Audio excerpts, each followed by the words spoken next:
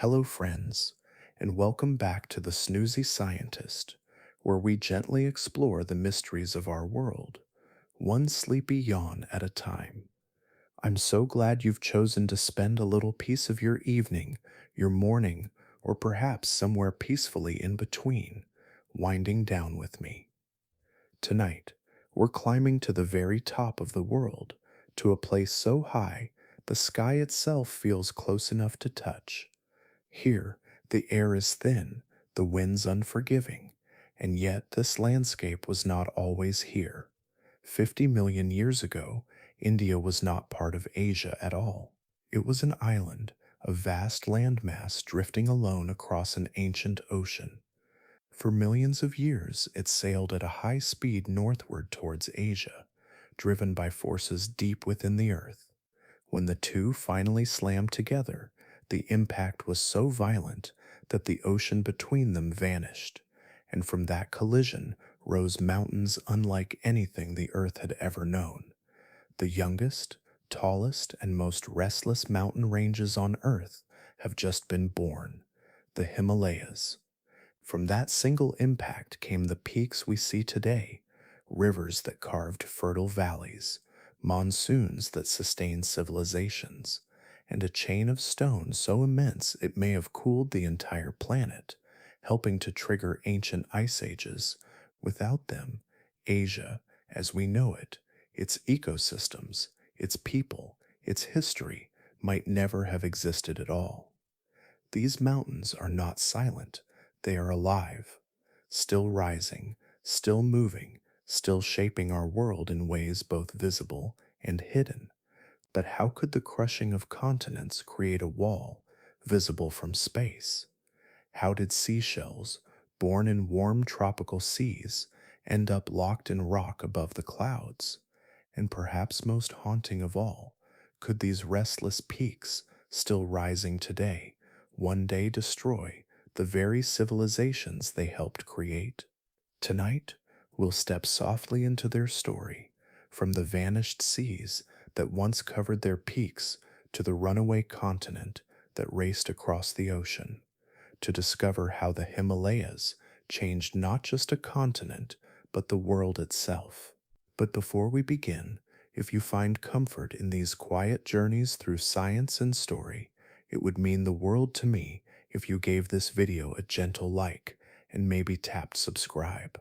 It helps more curious minds like you discover this peaceful little corner of the internet and lets the algorithm know that sleep and science belong together.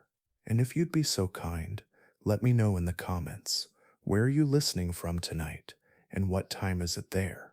I love seeing how far these soft explorations travel. Now take a deep breath, let your shoulders soften, close your eyes if you'd like, and together, let's drift softly into the story of the mountains that changed the world. Beneath the towering peaks that now scrape the sky, there was once nothing but water. Where the jagged ridges of the Himalayas stand today, an ocean stretched wide and glittering, its waves rolling endlessly under the ancient sun. This ocean, long forgotten and long vanished, was called the Tethys. It was not a small sea tucked between continents, but a vast body of water that separated land masses, drifting slowly on the restless crust of the earth. For millions of years it lay here, warm and rich with life, covering the ground that would one day be thrust upward into the cold, thin air above the clouds. The Tethys was a tropical paradise of its time, teeming with creatures both familiar and alien. Ammonites with their coiled shells drifted through the water, their spiral forms glinting as they caught the light filtering from the surface above. These animals, cousins of the squid and octopus, pulsed gently through the waves, their tentacles unfurling as they hunted for plankton and smaller prey. Their shells, strong and patterned, would one day become locked within stone, preserved for tens of millions of years until they were discovered high above the modern world, resting near the summit of Everest. Around them flourished reefs, built by coral that thrived in the shallow sunlit waters of the Tethys. These reefs were not silent structures, but bustling underwater cities, home to countless species of fish and invertebrates. Each coral polyp contributed its tiny skeleton, adding to the immense walls of reef that rose from the seafloor. Schools of fish darted through the labyrinths, their scales flashing like silver in the light, while crabs scuttled across the surfaces, weaving in and out of the living stone. Among the ammonites and corals swam larger animals, the marine reptiles that ruled these waters. Ichthyosaurs, shaped like streamlined dolphins with long snouts filled with sharp teeth, chased after shoals of fish. Plesiosaurs, with their long necks stretched gracefully through the water, snapping up smaller creatures with swift movements. These predators shared the Tethys with turtles, sharks, and rays, each playing a role in the balance of this ancient sea. It was a vibrant ecosystem, and its richness left a record that would eventually be pressed into stone as the ocean floor sank beneath sediments. Over millions of years, layer upon layer of mud, sand, and the crushed skeletons of countless creatures settled on the bottom of the Tethys. The weight of the water above and the slow passage of time pressed these materials into sedimentary rock. Limestone, formed from the compacted remains of corals, shells, and microscopic plankton, built thick layers across the sea floor. These same rocks, once hidden in the darkness of the ocean bed, would later be carried skyward when India's drifting plate met Asia and folded the seafloor into mountains. The very summit of Everest, the highest point on Earth, is made of limestone that began as the quiet remains of marine life in the Tethys. It is almost impossible to imagine the highest peak on the planet, a place so cold and forbidding that only a handful of people survive its slopes each year, was once the floor of a shallow, warm, tropical ocean. The tiny shells found near its summit are not anomalies or accidents. They are the whispers of an entire world that existed before the Himalayas rose. The ammonites that once drifted through blue waters now lie encased in stone, carried far above the waves they once called home. The Tethys Sea eventually narrowed as India, separated from the southern supercontinent Gondwana, began its long journey north. For tens of millions of years, India drifted across this ocean, pushing it closed inch by inch. The creatures of the Tethys continued their lives unaware that their world was vanishing, unaware that the floor beneath them would one day be heaved skyward to form mountains. Slowly, the space for their reefs and open waters diminished. The margins of the ocean pressed tighter as continents drew closer together. The sediments of the Tethys, once soft and shifting beneath the waves, hardened under pressure and heat into solid layers of rock. They carried with them the fossils of the animals and plants that lived and died in those ancient waters. Today, when geologists examine the rocks of the Himalayas, they can still trace the outlines of shells, corals, and marine skeletons that belong to a vanished sea. These fossils are more than curiosities. They are evidence written into stone that the Himalayas are not timeless monuments, but the product of a violent collision, their foundations forged from ocean life that thrived millions of years before the first peaks rose. And as the Tethys disappeared, India's approach grew faster, the collision inevitable, the calm waters of that vanished sea giving way to forces powerful enough to reshape continents. The story of the Himalayas was just beginning, and it would unfold in ways as violent as the Tethys was serene. Far to the south of where the Himalayas now stand, there was once a vast landmass called Gondwana. It was a supercontinent that held within it what we now know as South America, Africa, Antarctica, Australia, Arabia, and the land that would one day become India. For hundreds of millions of years, this enormous continent shifted slowly across the surface of the earth, its edges touching warm oceans and its interior filled with forests, rivers, and swamps. The world was different then. Yet the same restless forces that move continents today were always at work beneath the crust.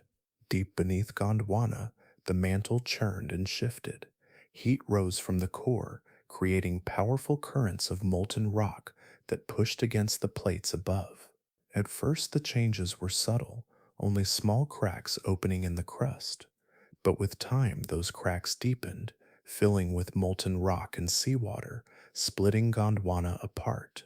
India was caught in this break, and slowly it began to separate from the great landmass that had held it for so long.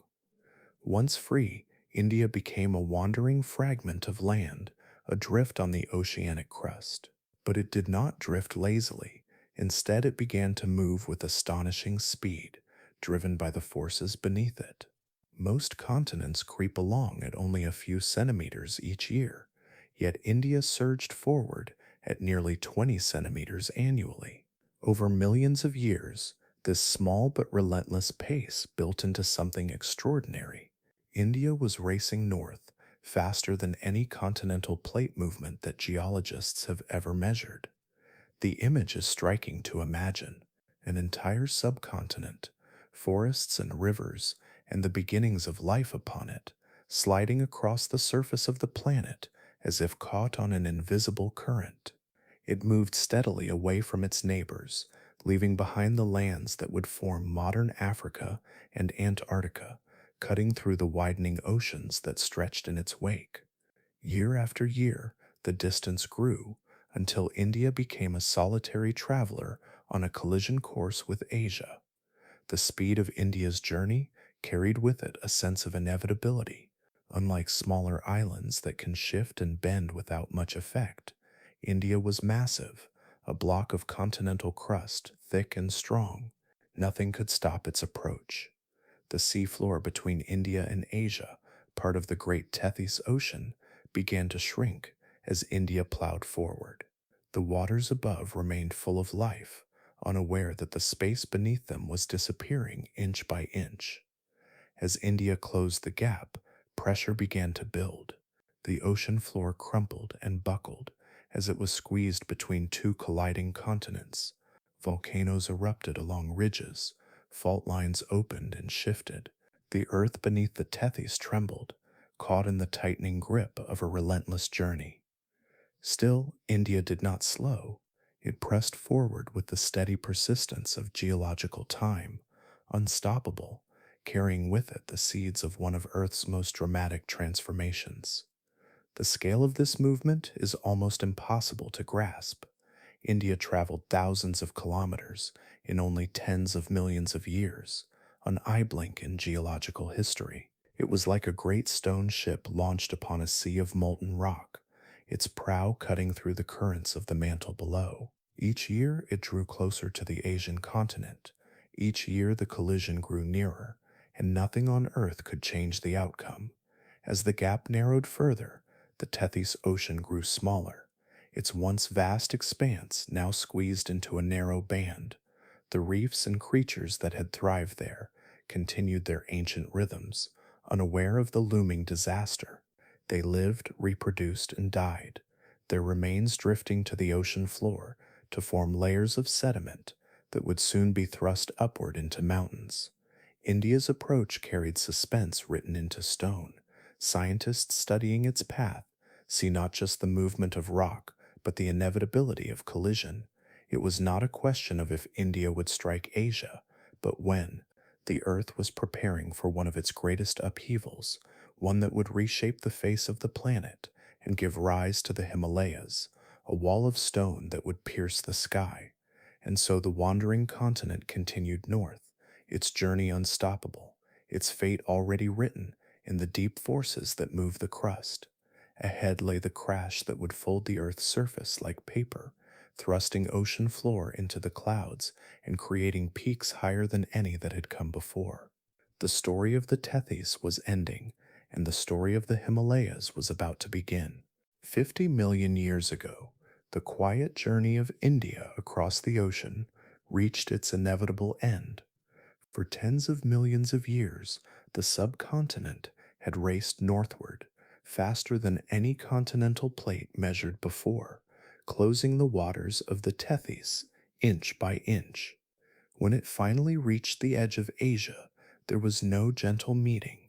The impact was immense, the kind of force that only a planet in motion could create.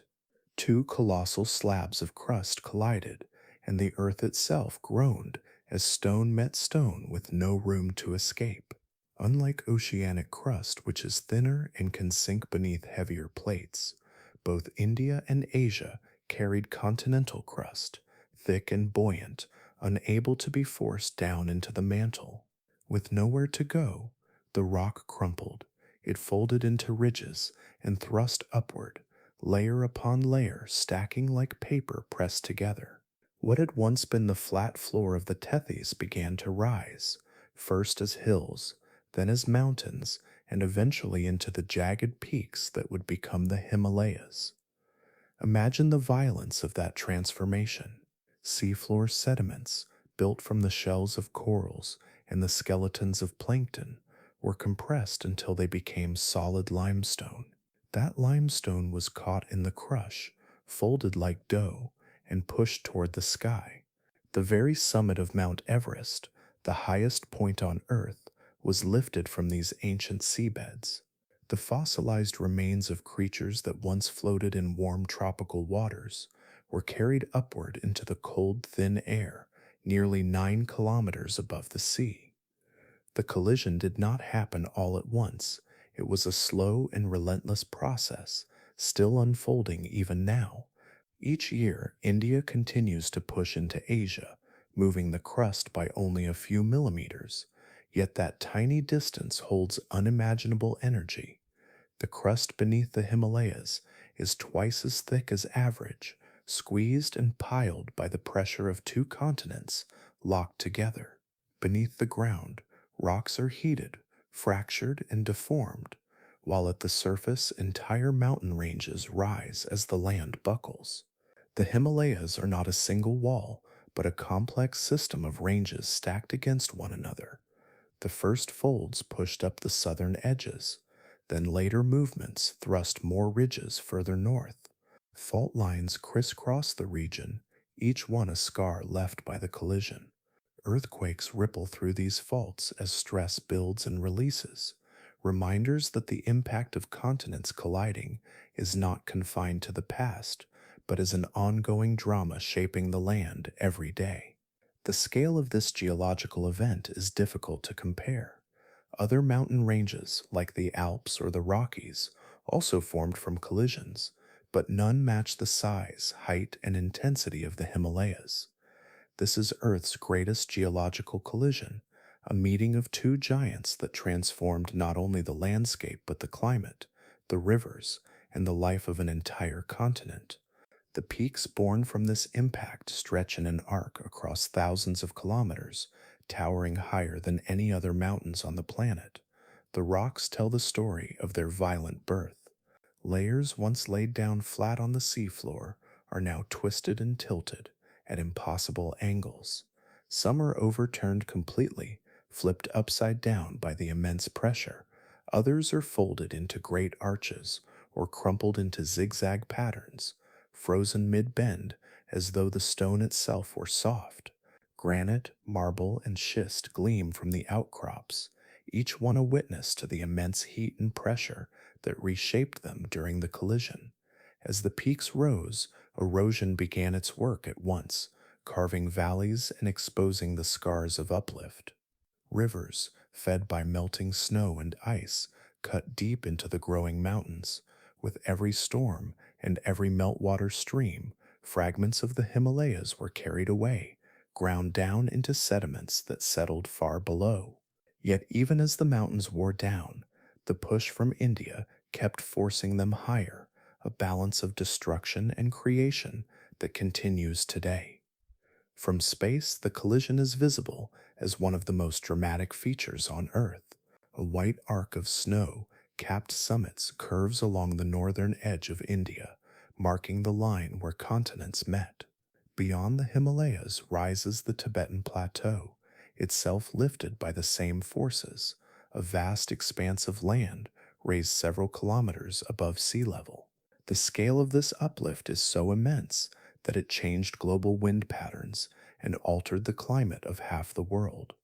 The Himalayas were not born in silence, but in the grinding of rock, the trembling of earthquakes, and the endless pressure of continents colliding.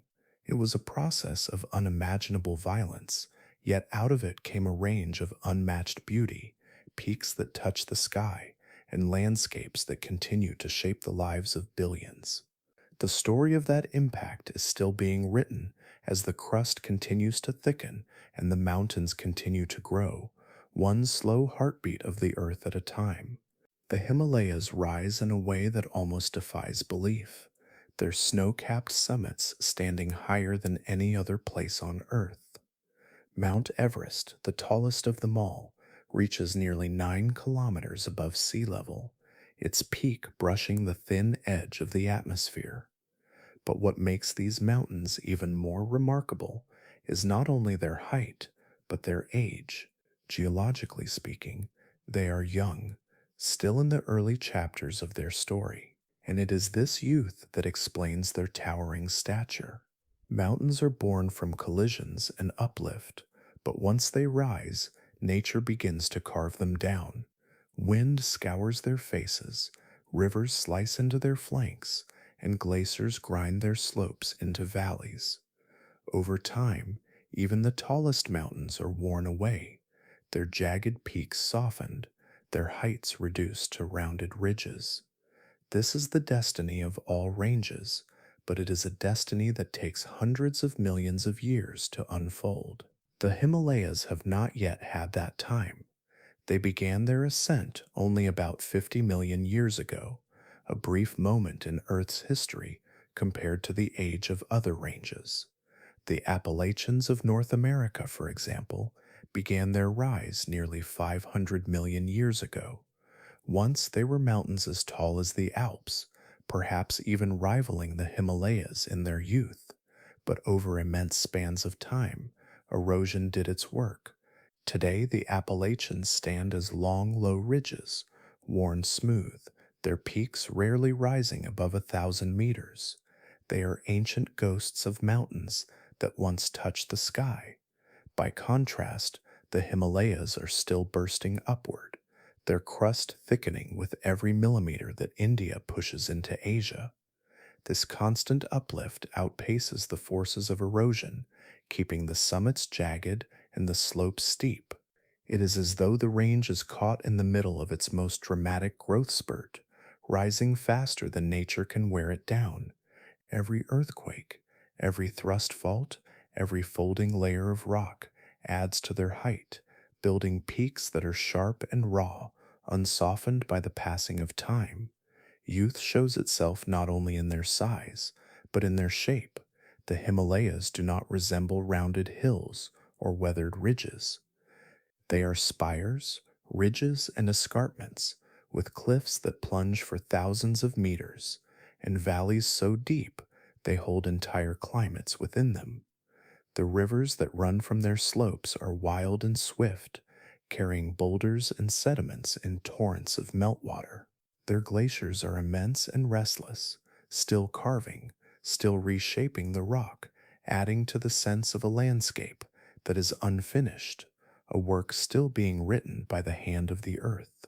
This combination of youth and height makes the Himalayas a geological experiment on a scale unmatched anywhere else.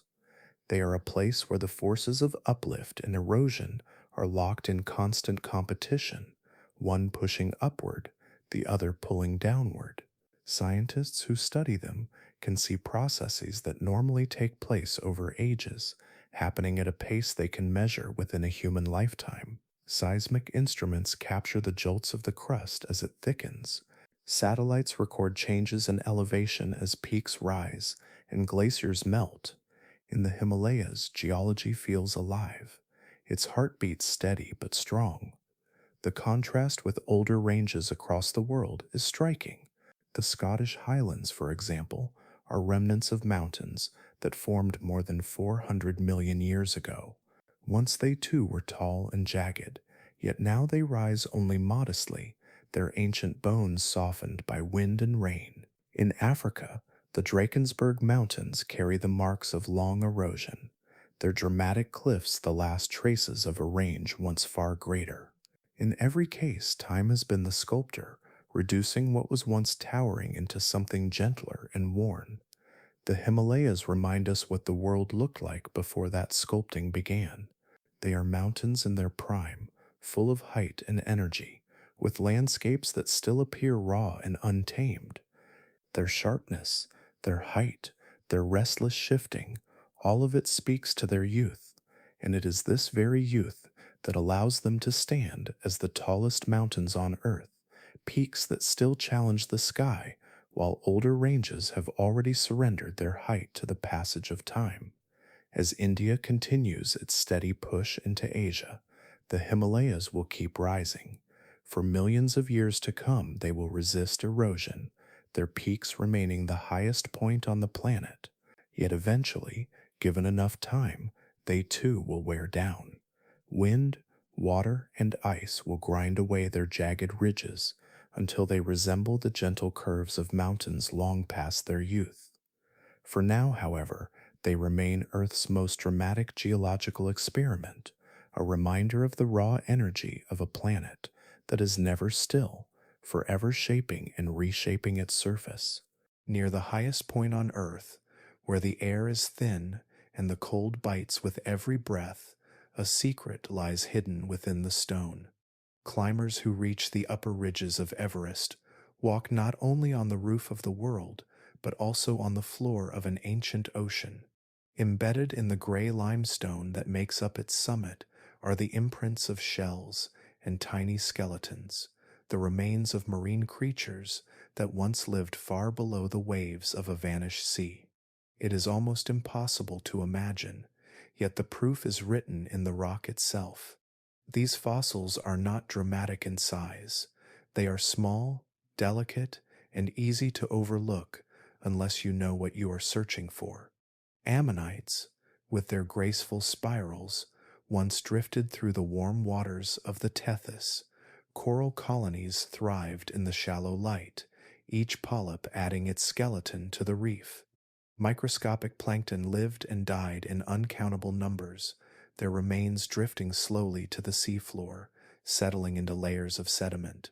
Over time, these layers built up, pressed together by the weight of the water above them. What was once soft mud and sand became solid limestone, locking away the quiet traces of life. Now those traces rest near the top of Everest, more than 8 kilometers above sea level. The shells of creatures that once swam in tropical seas are now exposed to the freezing winds of the Himalayas. Each fossil is a reminder of a world transformed, of an ocean that disappeared, and of the violence that lifted its floor into the sky. To hold such a fragment in hand is to touch both sea and mountain at once, two realms joined by the restless movement of the earth. The presence of these fossils is more than a curiosity. It is evidence of one of the most extraordinary geological events in history. When India slammed into Asia, the crust could not sink, so it crumpled, forcing the rocks of the Tethys upward. The limestone that formed on the seafloor did not remain buried, but was caught in the collision, folded and thrust higher with each passing million years. The summit of Everest is built from this very rock. To look at it is to see the memory of an ocean carried far from where it began. There is something deeply moving about the thought. An ammonite shell that once spiraled through clear water, chasing plankton in the sunlight, is now locked in stone where climbers pause to gather their strength. Coral reefs that once teemed with fish are now frozen into cliffs that rise into thin air. It is as if the ocean itself was lifted, transformed into mountain, its creatures preserved as quiet witnesses of the journey. The fossils tell a story not only of life and death, but also of the immense forces that reshape our planet. Scientists who study these rocks can trace the history of the collision in their patterns. The layers are tilted and folded, sometimes overturned completely, showing how the crust was twisted under pressure. The limestone is not smooth but scarred by fractures, proof of the relentless stress that carried it upward. Fossils within the stone remain clear enough to identify, yet they are often distorted, stretched, or compressed by the weight of the mountains above. Each detail is a page in the record of tectonic violence. The fossils on Everest's summit also serve as a bridge between vastly different worlds. They remind us that the highest peaks and the deepest seas are not separate domains, but parts of the same living planet.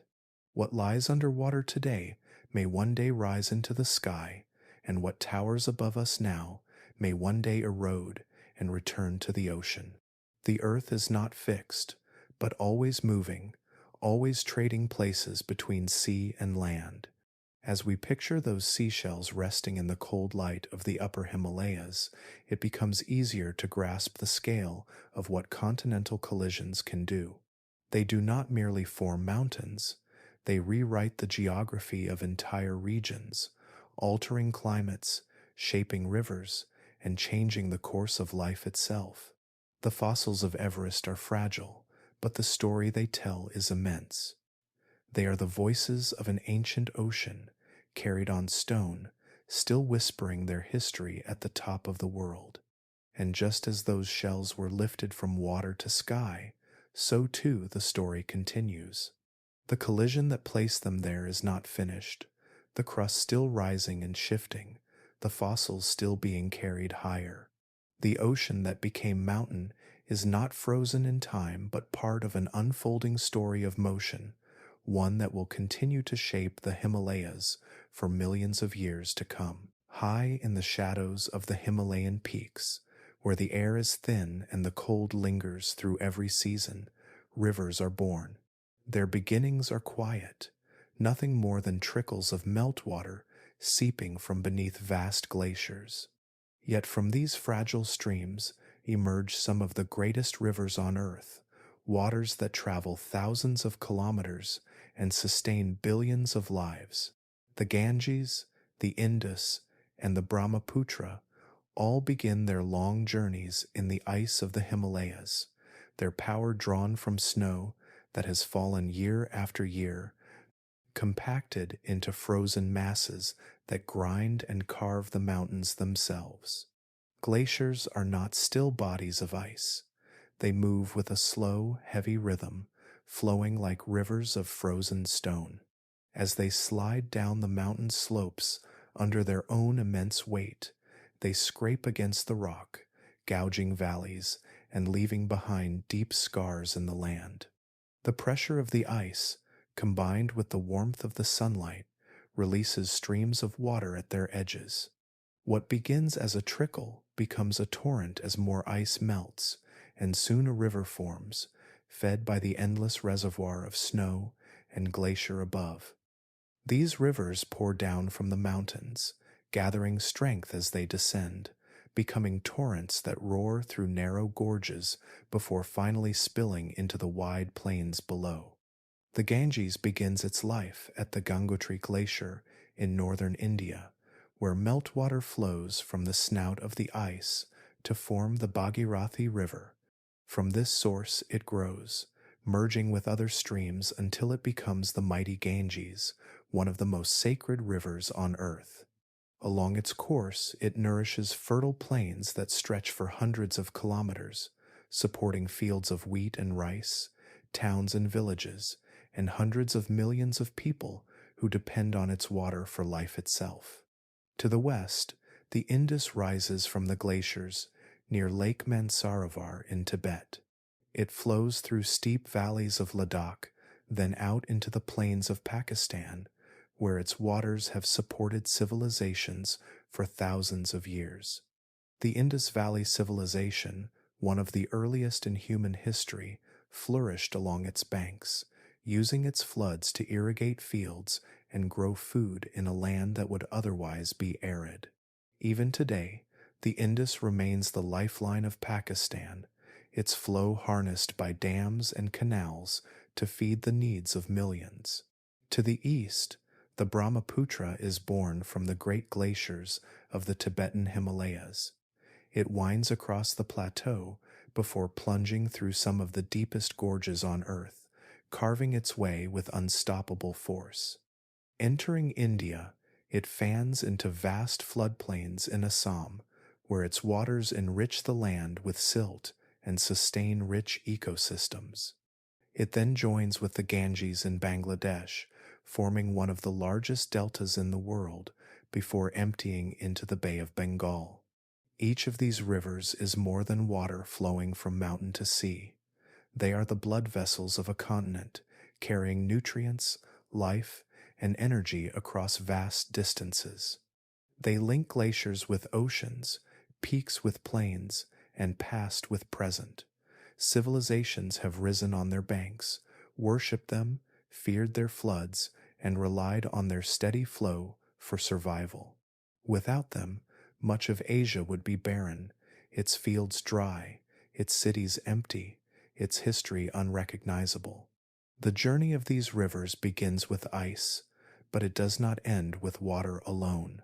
Along the way, they carry silt ground from the mountains, minerals that enrich the soil, and stories written into their landscape. The Ganges deposits fertile alluvium across the plains of northern India. The Indus spreads rich sediments across Pakistan. The Brahmaputra brings nutrients that sustain one of the most diverse wetlands on Earth. In each case, the rivers are not only pathways for water, but conveyors of the Himalayas themselves, distributing pieces of the mountains to the plains below. The emotional tie between these rivers and human life runs deep. They are worshipped as deities, feared as destroyers, and cherished as providers. The Ganges is called Ganga, a goddess believed to purify and sustain all who come to her. The Indus gives its name to an entire region and to India itself, a sign of how central it has always been. The Brahmaputra, meaning son of Brahma, carries not just water, but identity for the people who live along its course. Glaciers continue to feed them, their meltwater flowing steadily through every season. Yet these glaciers are changing, retreating as the climate warms. What has endured for millions of years is shifting, and the rivers themselves may one day flow differently. For now, though, they remain among the greatest gifts of the Himalayas, veins of water that bind the mountains to the plains, the sky to the sea, and the lives of billions to the ice that waits quietly at the top of the world. As the rivers pour down from the glaciers of the Himalayas and spread into the great plains of Asia, another force begins to reveal itself, one that is less visible than rushing water yet just as powerful. It is the monsoon, a vast cycle of wind and rain that touches the lives of billions.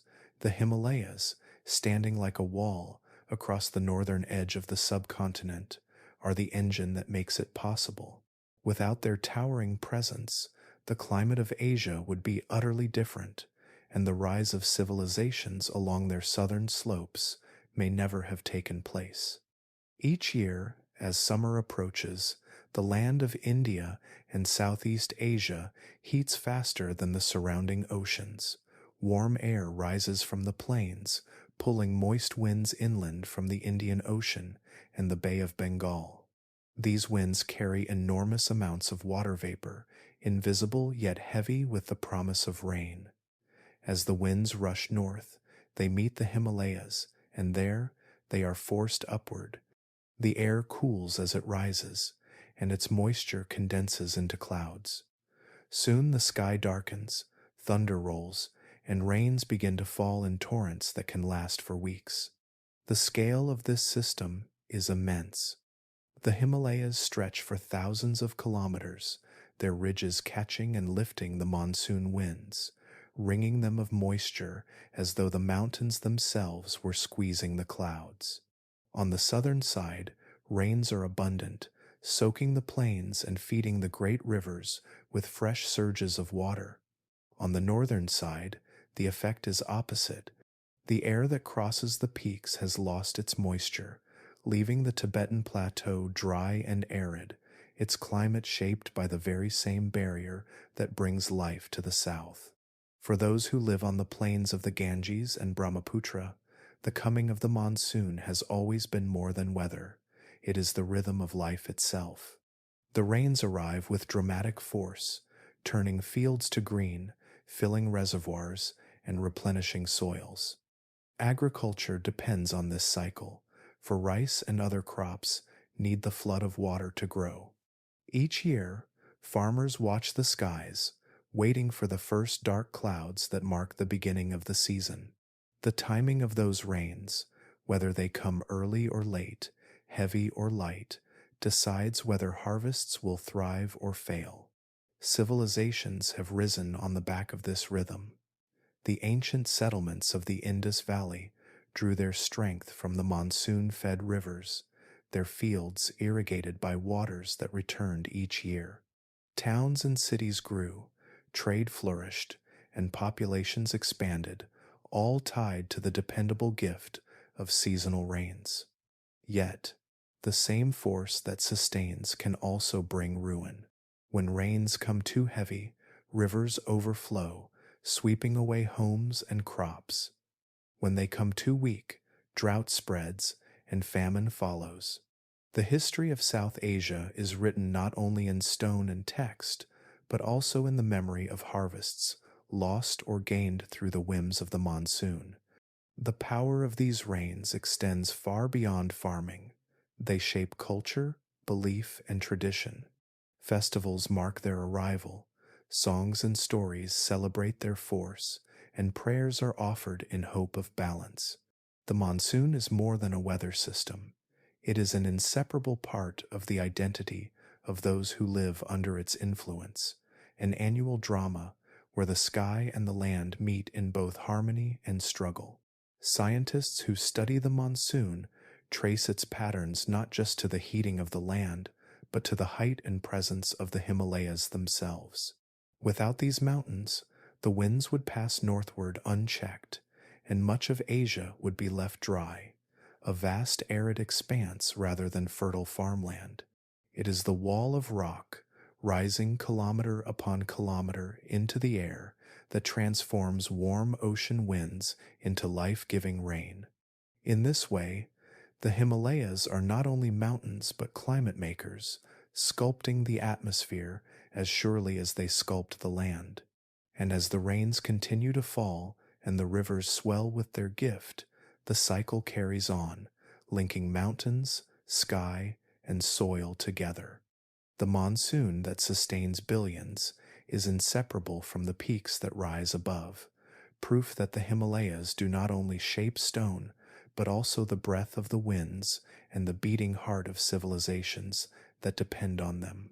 The rise of the Himalayas did not only change the landscape of Asia, it also altered the atmosphere of the entire planet. When mountains thrust skyward, they do not simply stand as silent monuments of stone. They interact with air, with water, and with the endless cycles of chemistry that make Earth what it island. The Himalayas, with their jagged peaks and vast slopes, became one of the most powerful climate shapers in geological history. As the mountains rose, their rock faces were newly exposed to the wind, the rain, and the slow but steady work of weathering. Minerals within the stone, especially silicate rocks, began to react with carbon dioxide in the atmosphere. Rainwater absorbed the gas, forming a weak carbonic acid that seeped into cracks and crevices. The acid broke down the minerals, locking carbon into the altered rock and washing it away in rivers. Bit by bit, carbon dioxide was removed from the air and carried to the oceans, where it settled as carbonate sediments on the seafloor. This process was not fast in human terms, but in geological time it was immensely powerful. Over millions of years, the constant weathering of the Himalayas acted like a slow vacuum, drawing carbon dioxide from the sky and burying it in stone. The higher the mountains grew, the more surface area they exposed to the elements, and the more intense this drawdown became. Each new uplift revealed fresh rock, raw and unweathered, ready to take in more carbon. It was a feedback loop that continued as long as the mountains rose. The removal of carbon dioxide had a cooling effect on the planet. Carbon dioxide traps heat, acting like a blanket around the Earth. With less of it in the air, global temperatures began to fall. Scientists believe that the growth of the Himalayas played a major role in shifting Earth's climate from the warmth of the age of dinosaurs to the cooler world of the last few tens of millions of years. Ice sheets grew at the poles, glaciers spread in mountain ranges, and the planet entered a climate pattern more familiar to us today.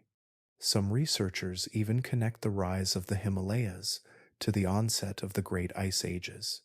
As weathering reduced carbon dioxide further, Earth cooled enough to allow vast sheets of ice to advance across North America and Europe. The rhythm of those ice ages was also influenced by changes in Earth's orbit and tilt, but the steady decline of atmospheric carbon dioxide set the stage. Without the mountains drawing it down, the planet might have remained far warmer, perhaps too warm for the glaciers to have ever taken hold. The scale of this influence is astonishing to imagine. A chain of mountains, built from the collision of two continents, reshaped the very chemistry of the air and altered the balance of heat across the globe. The Himalayas did not only block winds or redirect rivers, they became engines of climate regulation, sculpting the conditions in which life would evolve. Forests shifted, grasslands expanded, and new species adapted to the cooler and more variable climates that followed. Weathering continues to this day. Every raindrop that falls on a Himalayan slope carries with it a trace of carbon dioxide, dissolving minerals and transporting carbon down into the rivers. Every pebble ground from a glacier is part of that grand process, the mountains themselves working quietly to regulate the atmosphere. Over time, the Himalayas have removed trillions of tons of carbon from the air, leaving a fingerprint on climate that is impossible to miss in the geological record. What makes this even more profound is how the effects of the Himalayas ripple far beyond their own boundaries. By cooling the planet, they influenced ocean currents, storm systems, and the spread of ecosystems across continents. The snow leopards in Central Asia, the vast savannas of Africa, and even the ice sheets of Antarctica all carry some legacy of this single collision, because the mountains that rose from it changed the balance of the atmosphere itself. And as India continues to press into Asia, the process carries on. The mountains are still lifting, still exposing fresh rock, still drawing carbon from the sky. The Himalayas remind us that mountains are not passive backdrops, but living participants in Earth's story, shaping climate with every fold of stone and every drop of rain that falls upon their slopes. The Himalayas may appear timeless, their jagged peaks standing against the sky as if they have always been there. Yet the stone is not fixed. It is still being pushed upward, still shifting, still alive with the same energy that lifted it from the floor of a vanished ocean. Modern instruments confirm what geology has always suggested. With the help of satellites and GPS stations fixed into the rock, scientists can measure the subtle rise of the mountains, year by year. The numbers are small in human terms, only a few millimeters each year, but in geological time, they are enormous. A rise of about 5 millimeters annually may not be visible to the eye, yet over millions of years, it builds mountains that pierce the sky. The collision of India and Asia has not ended. The two plates continue to press against each other, locked in a struggle that has lasted for tens of millions of years. Each moment, pressure accumulates deep in the crust as the land is squeezed and folded. The mountains rise slowly, but the energy does not release in silence. It builds until the rock can no longer hold, and then it breaks. When that happens, the ground shakes, valleys tremble, and cities feel the reminder that the Himalayas are not finished with their creation. Earthquakes are the voice of this restless process. The region around the Himalayas is one of the most seismically active on Earth, shaken by tremors large and small.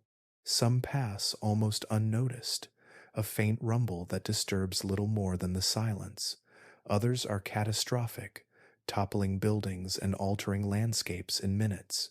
The Great Nepal earthquake of recent memory killed thousands, collapsing temples and villages and shifting the ground itself by meters. These events are not rare accidents, but part of the natural consequence of two continents continuing their slow motion collision. The scars of these earthquakes can be read in the mountains themselves. Whole ridges are offset along fault lines, their layers displaced where the land tore and slipped. Landslides scar the slopes, where rock once bound by pressure suddenly gave way under the shaking.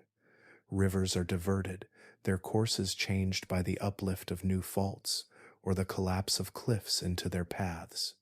Every tremor leaves its mark, another note in the unfinished symphony of the Himalayas' growth. To walk among these mountains is to stand on land that is not settled. The peaks rise each year, though imperceptibly to us, while at depth the rocks strain and grind. Scientists studying the GPS signals see the crust creeping northward, India still pressing into Asia as it has for 50 million years. The speed is not slowing, and the pressure continues to accumulate. The very force that created the Himalayas is still at work, and it is a force that cares nothing for the lives built upon its slopes. The idea of a mountain being alive may seem strange, yet in the Himalayas it feels true. They breathe in their own way, swelling upward as the plates drive them higher, exhaling through earthquakes that relieve the stress. Snow falls on their summits and melts into rivers, like blood coursing through veins. Glaciers move across their flanks with a slow heartbeat, grinding and groaning as they carry ice downward. The mountains are not silent stone, but restless, shifting bodies, as alive as the planet that made them. In villages scattered along their slopes, people know this truth instinctively. Stories are told of mountains that move, of gods that shake the ground, of peaks that demand respect. These tales carry memory of past quakes, passed through generations, as warnings of the dangers that lie beneath. And still, life continues in their shadow, with fields planted, herds grazed, and homes built, all beneath peaks that rise higher with every passing year. The Himalayas remind us that the earth is not still. The ground beneath our feet is moving, folding, and reshaping itself even now. What appears to us as solid and eternal is in fact a landscape in motion, climbing ever higher, storing immense power, and releasing it in sudden bursts. The restless growth of these mountains is a living story, still unfolding, still dangerous, and still shaping the world around them. High above the plains of Asia, the Himalayas stretch in an unbroken arc of snow and stone, holding within them an immense reserve of ice. These frozen heights have earned a name that reflects their power and importance. Scientists call the Himalayas and their neighboring ranges the third pole. Alongside the Arctic and Antarctic, this region contains one of the largest stores of ice on Earth. Yet unlike the polar caps, this ice is not isolated at the ends of the planet. It lies at the roof of the world, directly above the lives of billions who depend on its meltwater. The glaciers of the Himalayas are vast rivers of ice, fed by centuries of snow that compacts under its own weight. They move slowly, almost imperceptibly, creeping downhill under the pull of gravity. As they slide, they grind rock to powder, carving valleys and carrying fragments of the mountains with them. At their edges, in the heat of summer, meltwater flows out in clear, Icy streams. These streams join to form rivers, and from these rivers grow the lifelines of Asia. Among them is the Mekong, beginning as a trickle high in the Tibetan Plateau. It winds through gorges and canyons before pouring southward into Southeast Asia, where it feeds rice paddies and fishing villages and supports tens of millions of people. The Yangtze, the longest river in Asia, also begins in these icy heights, descending eastward into China, where it has shaped culture, trade, and agriculture for thousands of years. The Yellow River, cradle of early Chinese civilization, also rises from the glaciers of the Tibetan Plateau, carrying with it the silt that gave the river its name and fertilized fields that allowed cities to flourish. These rivers are not alone. The Indus, the Ganges, the Brahmaputra, the Irrawaddy, and many more are born from the snowfields and glaciers of the Himalayas. Together, they form a network of water that stretches across a continent. They connect deserts with forests, mountains with seas, and ancient cultures with modern nations. In each case, their beginnings can be traced back to the frozen reservoir of the third pole. The sheer volume of ice locked in the Himalayas is staggering. Though smaller than the polar ice sheets, it is still enough to make this region the largest store of fresh water outside the poles. The glaciers act as natural water towers. They store precipitation in the form of snow and ice during the winter and release it slowly during the warmer months, ensuring that rivers continue to flow even when rainfall is scarce. Without this steady release, many of the great rivers of Asia would run dry in the dry season, leaving hundreds of millions without reliable water. In this way, the third pole sustains not only rivers but entire civilizations. Farmers in the plains of India and Pakistan rely on irrigation from rivers that begin as Himalayan meltwater. Cities along the Yangtze and Yellow Rivers draw their drinking water from sources that begin in the glaciers of Tibet. The Mekong supports fertile deltas in Vietnam and Cambodia that have long been centers of culture and trade. Every year, as the snows melt and glaciers release their stored water, billions of lives are quietly supported by the ice above. The importance of this system is reflected in the rhythms of daily life. Crops are planted according to the seasonal rise and fall of rivers.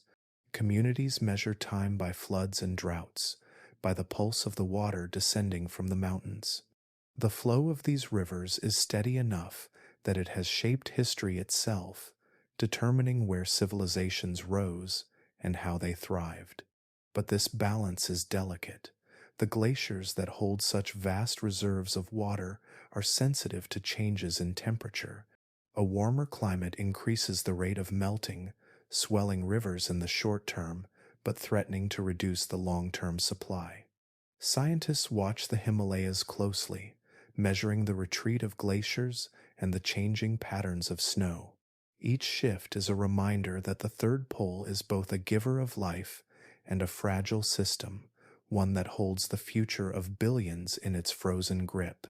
From the Mekong in the south to the Yellow River in the east, from the Indus in the west to the Ganges in the heart of India, the rivers born of the Himalayas flow outward like veins from a beating heart.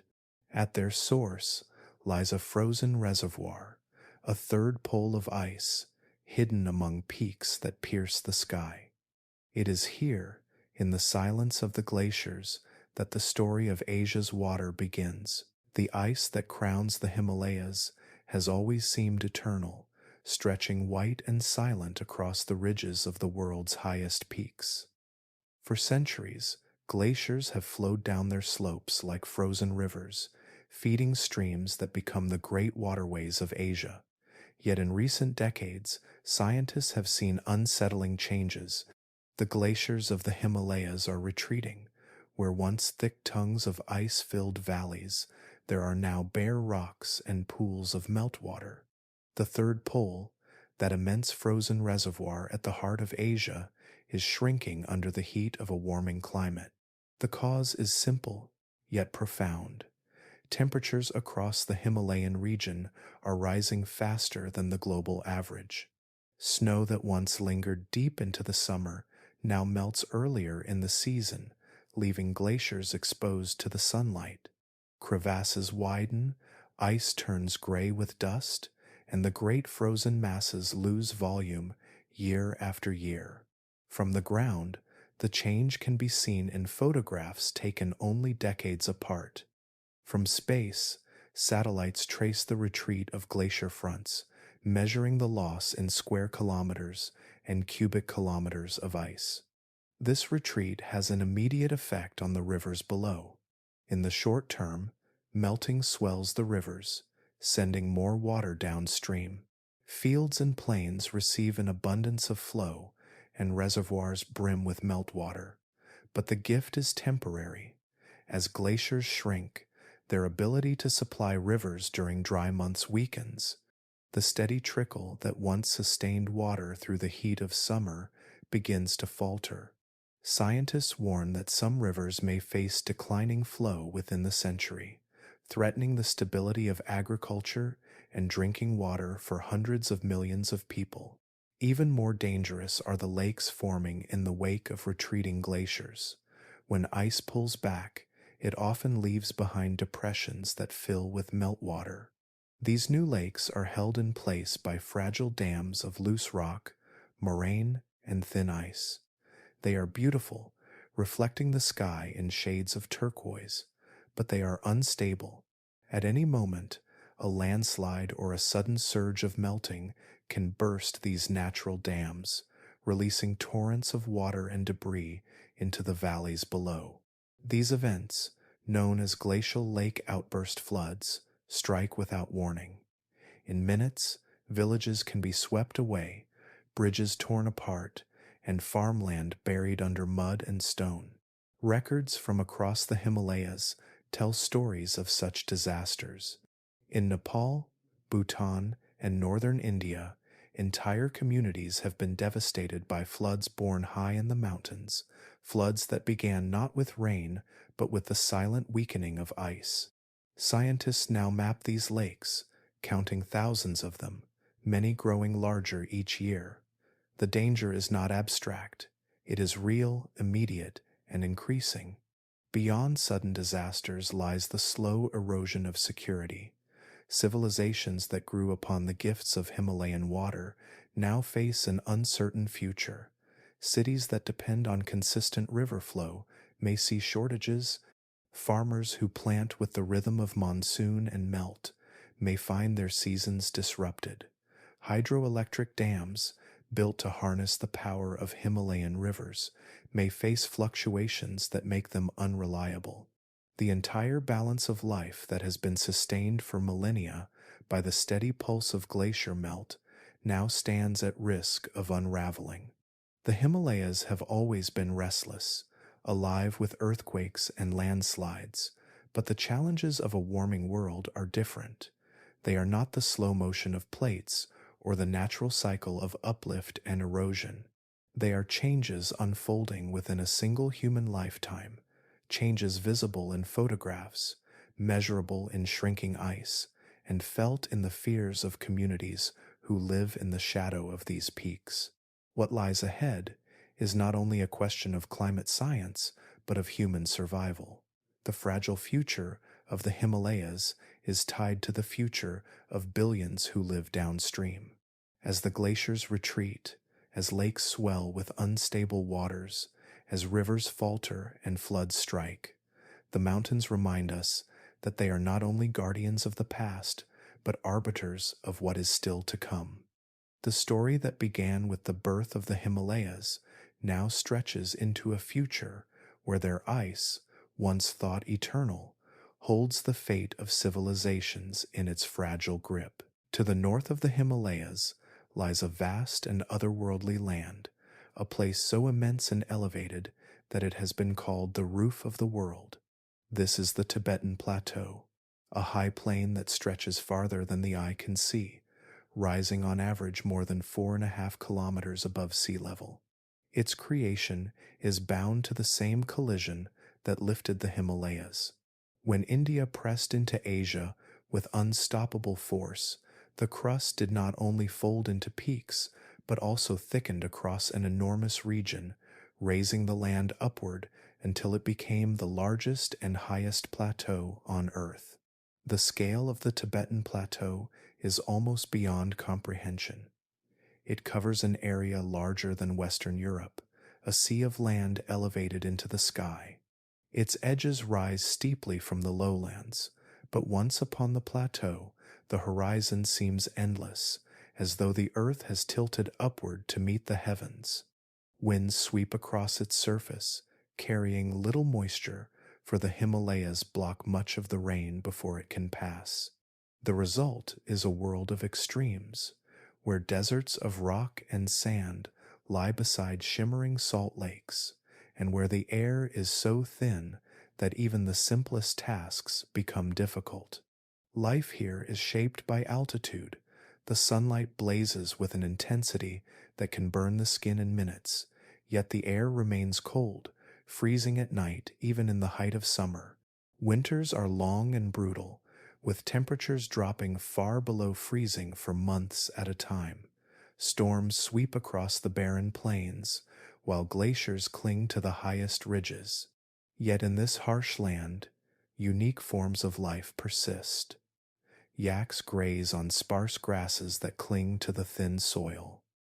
Nomadic herders move with the seasons, following what little pasture exists. Snow leopards stalk the slopes, perfectly adapted to the thin air and the cold silence. The plateau is also dotted with salt lakes, remnants of ancient seas trapped as the land rose. Some are vast expanses of turquoise water, shining like jewels in the thin atmosphere. Others are shallow and briny, their edges encrusted with white crystals of salt. These lakes shift with the seasons, swelling with meltwater in the summer and shrinking in the dry months. They are windows into the plateau's past, reminders that this high desert was once a seabed before being lifted into the sky. Despite its stark appearance, the Tibetan Plateau is not simply an empty wilderness. It plays a vital role in the climate of the entire planet. Its height and size make it a heat engine that drives atmospheric circulation. In summer, the plateau warms faster than the surrounding lowlands, creating rising columns of hot air that influence the monsoon winds of Asia. These winds carry rains to the plains of India, Bangladesh, and beyond, linking the fate of billions to the temperature of a land few will ever see.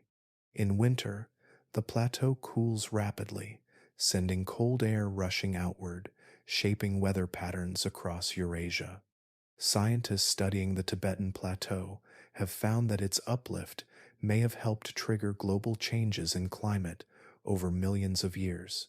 As the land rose, its rocks were exposed to weathering, drawing carbon dioxide from the atmosphere and helping cool the planet. Its height altered the jet stream, bending the flow of winds and changing storm tracks far from Asia. Even oceans respond to its presence, as shifting air currents influence rainfall that feeds rivers and alters salinity in distant seas.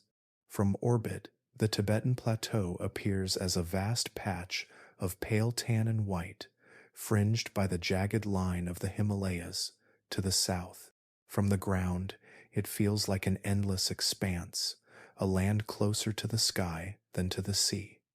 Its role as the roof of the world is not only poetic, but deeply real. It is a place where the Earth's crust has been pushed to its limits, where landscapes seem alien, and where the climate of an entire hemisphere is shaped by stone lifted upward by the slow crash of continents. And as the plateau continues to rise with the ongoing collision of India and Asia, it will remain a central actor in Earth's story, regulating winds, shaping rainfall, and serving as the high throne of a restless planet. The Himalayas may claim the title of tallest peaks, But the Tibetan Plateau holds the vastness of the sky itself, a silent witness to the power of geological forces and their reach across the globe. High above the peaks of the Himalayas, where the thin air blurs into the upper reaches of the sky, powerful rivers of wind race around the globe. These are the jet streams, bands of fast-moving air that circle the planet at high altitudes, guiding storms, shaping seasons, and steering the weather of entire continents. Though invisible to the eye, their influence is vast, and the Himalayas, by standing in their path, bend and redirect them in ways that ripple far beyond Asia. The jet stream forms because of contrasts. Warm air near the equator rises, while cold air sinks at the poles, setting the atmosphere into motion. At altitudes of around 10 kilometers, these contrasts produce narrow currents of wind that can reach speeds of hundreds of kilometers per hour. They snake across the sky, meandering like rivers, but always flowing from west to east. Their courses are not fixed, but shaped by the landscapes they pass over, and no feature of the Earth's surface has more impact than the Himalayas and the Tibetan Plateau. When these high-altitude winds encounter the immense wall of rock and ice that stretches across Asia, they cannot simply pass unaffected. The mountains rise so high that they alter temperature gradients, creating a vast dome of cold air above their peaks in winter, and a region of intense heating in summer. The result is a deflection of the jet stream, bending it northward or southward, depending on the season.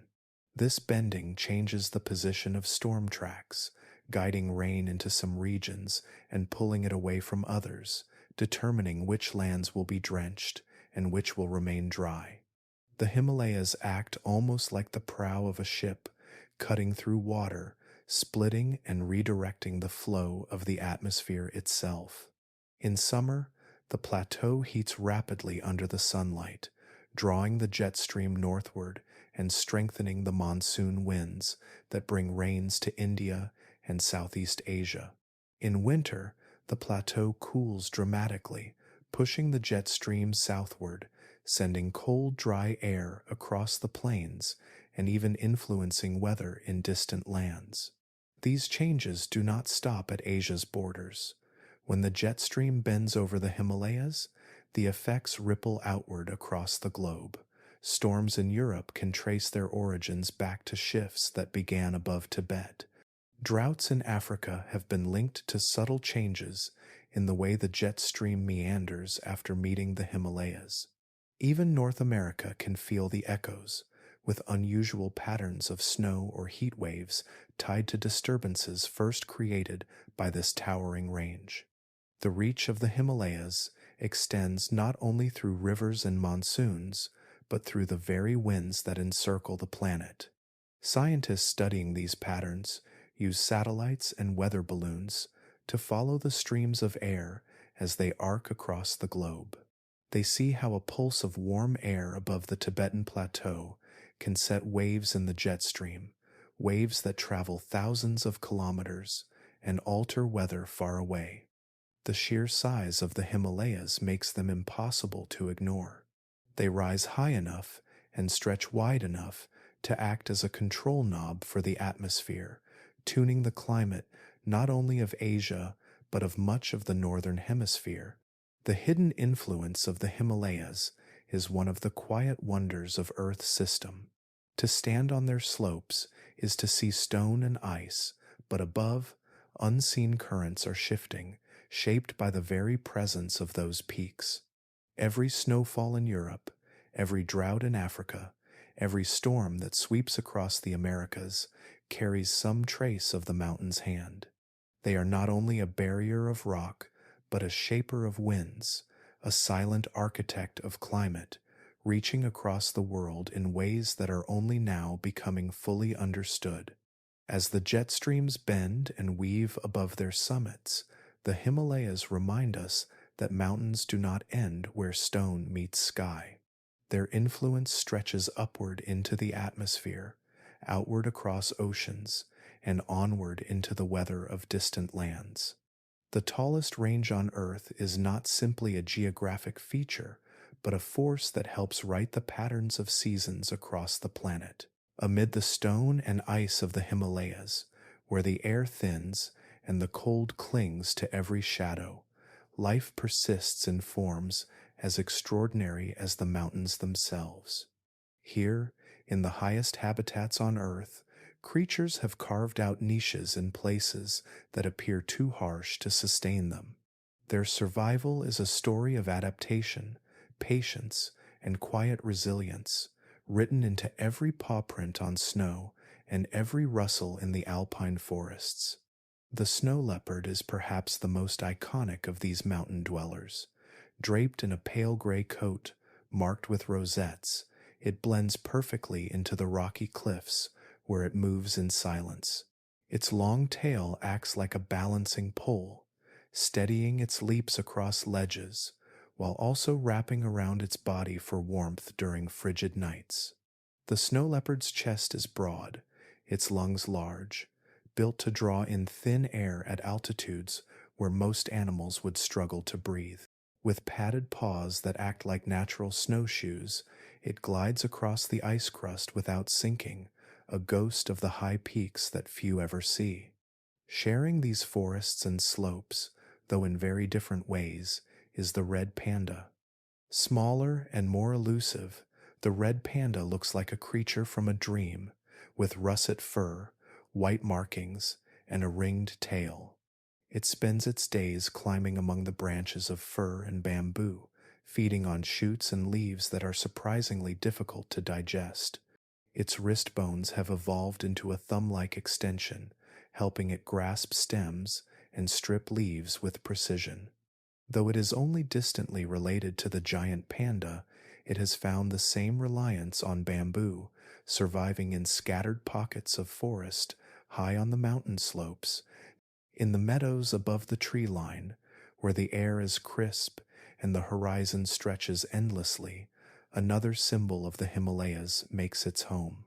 The Himalayan monal, with its iridescent feathers shimmering in hues of green, blue, and bronze, is a burst of color in an otherwise stark landscape. This bird, the national symbol of Nepal, scratches the ground for roots, insects, and tubers, surviving in conditions where food is scarce and predators are always near.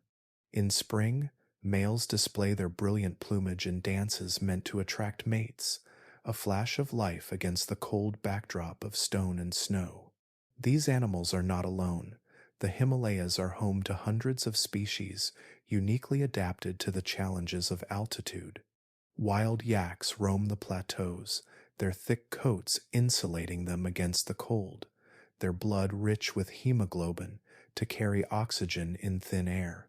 Himalayan tahr, relatives of wild goats, climb cliffs so steep they seem impossible to scale, grazing on sparse grasses that cling to rocky ledges.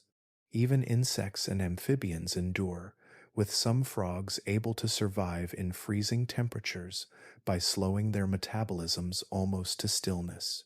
Plants, too, have adapted to this high realm. Rhododendrons bloom in brilliant reds and purples, their waxy leaves resisting the chill winds. Alpine herbs cling low to the ground, their roots gripping shallow soil, while their flowers produce nectar to lure the few pollinators that venture so high. Grasses and shrubs form a patchwork of green in valleys during the short summers, creating bursts of life that feed herds and sustain migrating birds. Each plant has found a way to endure frost, thin air, and a growing season that lasts only a few fleeting months. What makes the Himalayas so remarkable is not only the survival of these creatures but their sheer diversity. Despite the harsh conditions, the range is a biodiversity hotspot, a crossroads where ecosystems from Central Asia, Southeast Asia, and the Indian subcontinent meet. In the lower valleys, subtropical forests shelter elephants, tigers, and hornbills. Higher up, temperate forests give way to alpine meadows filled with medicinal herbs, bees, and butterflies. Beyond the snow line, specialized species like the snow leopard and Tibetan fox endure where almost nothing else can live. The collision of continents that lifted these peaks also created a mosaic of climates and habitats, each one supporting unique forms of life. Rivers born from glaciers cut through valleys that hold ancient forests, while ridges rise into plateaus where grasses stretch to the horizon. In this variety, life has flourished in ways both hidden and spectacular. From the elusive shadow of the snow leopard to the gleam of the monal's feathers, the Himalayas hold within them not only the tallest peaks, but also some of the richest and most delicate ecosystems on Earth. And as the winds shift and the seasons turn, these creatures continue their quiet lives, perfectly attuned to the rhythm of the mountains, each one a reminder that even in the thinnest air, life finds a way to bloom. In the shadow of the highest peaks on Earth, where oxygen is scarce and winters are long, people have built their homes and lives in places that might seem uninhabitable. The Himalayas are not only a realm of snow leopards and glaciers, but also of villages perched on ridges, where the air is thin and the land offers little. For thousands of years, humans have found ways to endure in these extreme conditions, their bodies and cultures shaped by the mountains themselves. At altitudes above 4,000 meters, the challenges begin to press hard against the limits of human biology. Breathing becomes difficult, for the air is thin and holds only half the oxygen available at sea level. The cold is unrelenting, with nights plunging well below freezing even in the warmer months. Fields are small, carved into terraces where hardy grains like barley and buckwheat can grow. Herds of yaks provide milk, wool, and strength for carrying loads, yet even they must graze on sparse pastures where grass struggles to survive. In such landscapes, every resource is precious, every harvest uncertain, and yet communities continue to thrive. The people most renowned for their life at these altitudes are the Sherpas of Nepal and the Tibetans of the high plateau. Generations of living in the thin air have left their mark on their physiology.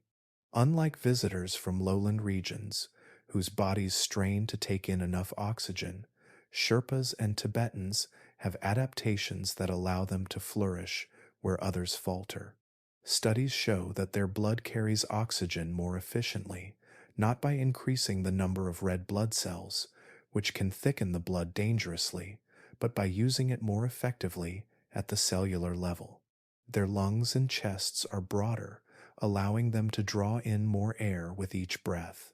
Their capillaries deliver oxygen with unusual efficiency, ensuring that muscles can keep working even when oxygen is scarce.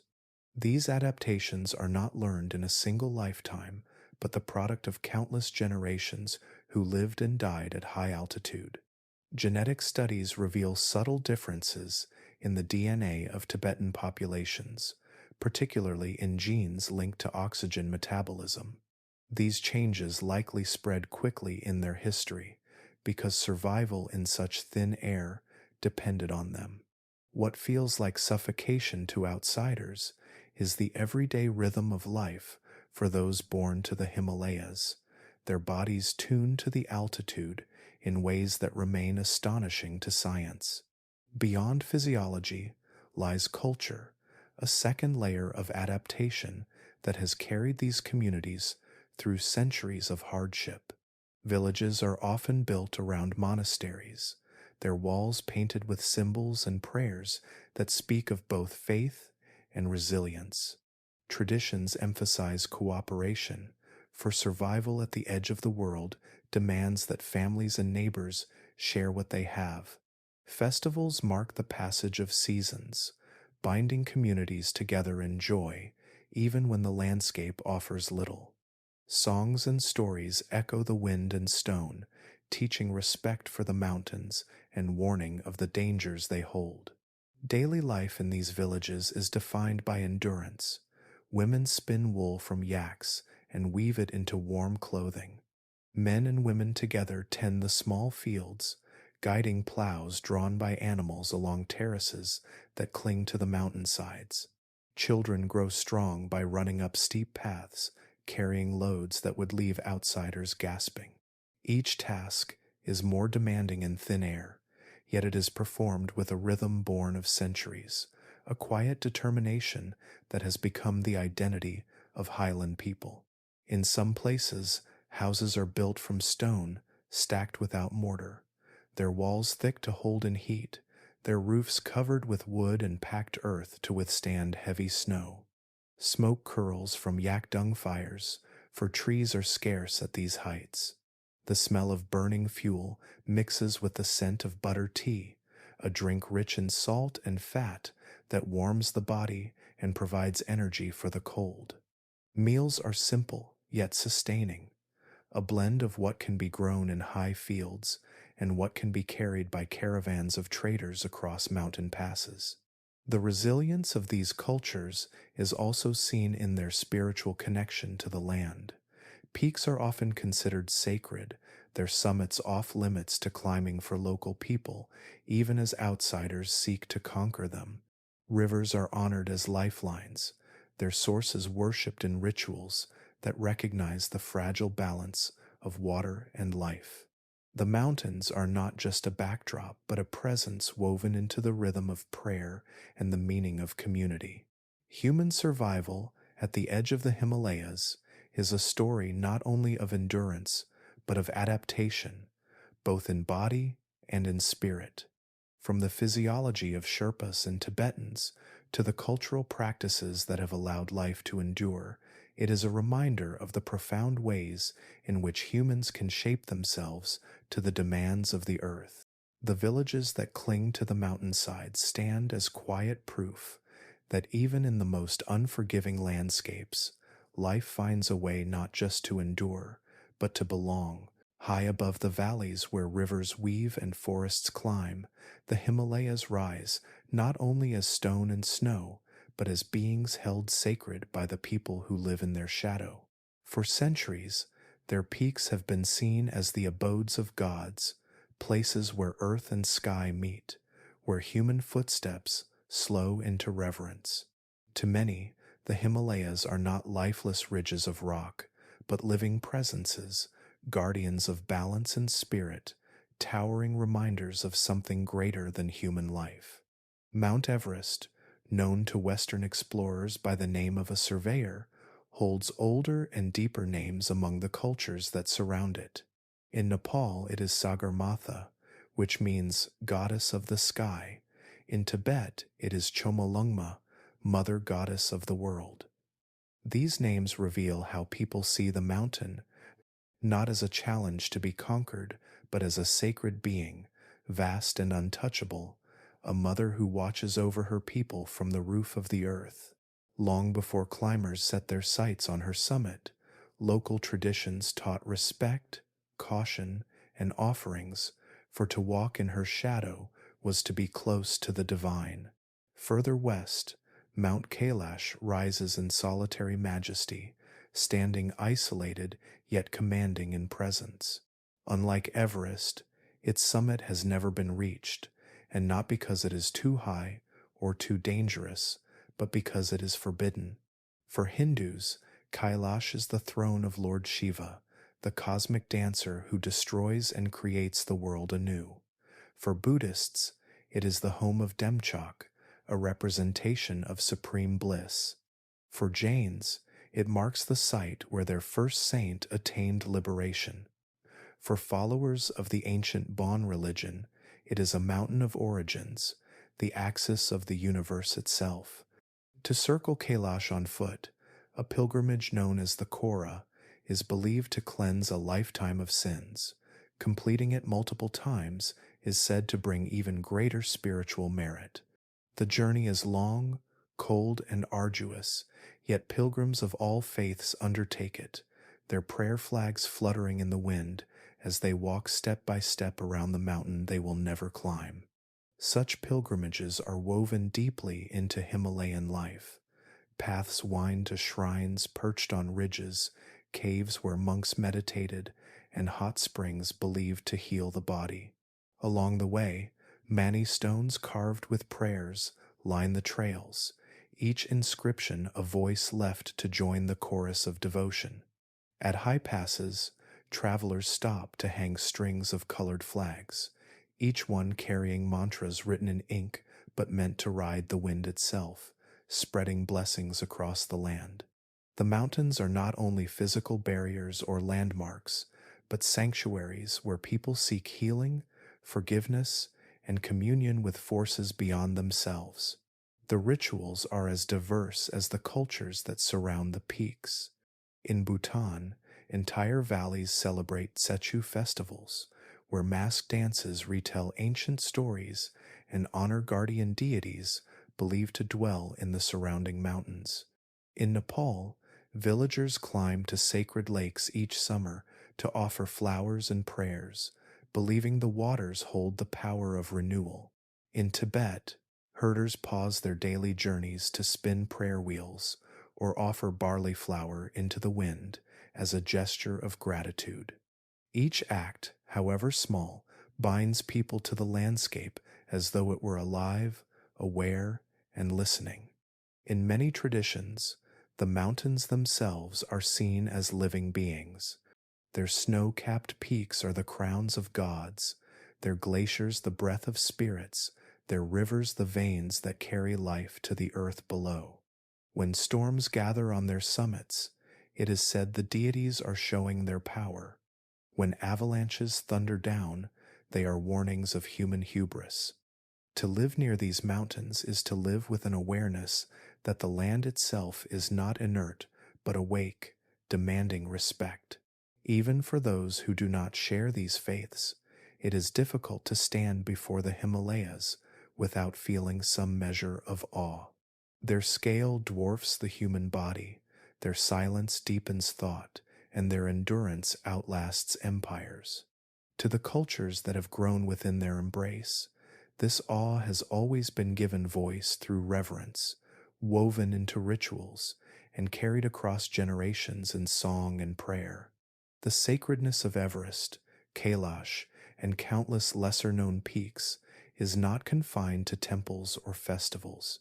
It lives in the daily rhythms of herders, monks, farmers, and pilgrims who see the mountains not as obstacles but as guardians, protectors, and living companions. The Himalayas rise as both stone and spirit, and in their presence, the boundary between earth and sky feels thinner, as though the world itself is whispering its deepest truths through the peaks. At the foot of the Himalayas, where rivers pour down from glaciers and spread into the plains, some of the earliest great civilizations of humanity began to take shape. The snow and ice of the high peaks melted into streams that joined to form mighty rivers, and those rivers in turn fanned out across flat lands, leaving behind fertile soil and dependable water. It was in these fertile plains, fed by the Ganges and the Indus and their many tributaries, that cities rose, fields flourished, and the foundations of human society deepened. The Himalayas, by creating and sustaining these rivers, quietly set the stage for the rise of civilization itself. The Indus Valley Civilization, which thrived more than 4,000 years ago, is among the earliest and most remarkable examples. Along the banks of the Indus and its tributaries, people built planned cities such as Harappa and Mohenjo-daro. These cities had streets laid out in grids, houses of baked brick, and advanced systems of drainage and water storage. Wells were dug to tap groundwater, and reservoirs collected river flow for use during dry seasons. The rivers, swelling each year with meltwater from the mountains, gave these settlements the steady supply they needed to support tens of thousands of people. Without the constant gift of water flowing from the Himalayas, the Indus Valley would have been barren desert, unable to sustain even the smallest towns. The plains were not only fertile but also rich in silt carried from the mountains. Each flood spread fresh layers of soil, replenishing the fields and allowing crops to grow season after season without exhausting the land. Wheat, barley, and millet became staples, while cotton was grown and woven into cloth. The abundance of food freed people to specialize in crafts, trade, and governance, allowing their culture to expand far beyond subsistence. Traders carried goods along river routes, exchanging pottery, beads, and textiles with distant lands. The rivers, born in the glaciers of the Himalayas, were not just sources of water but highways of connection, carrying boats and ideas from one settlement to another. In the east, the fertile plains of the Ganges also nurtured civilizations that would flourish in later centuries.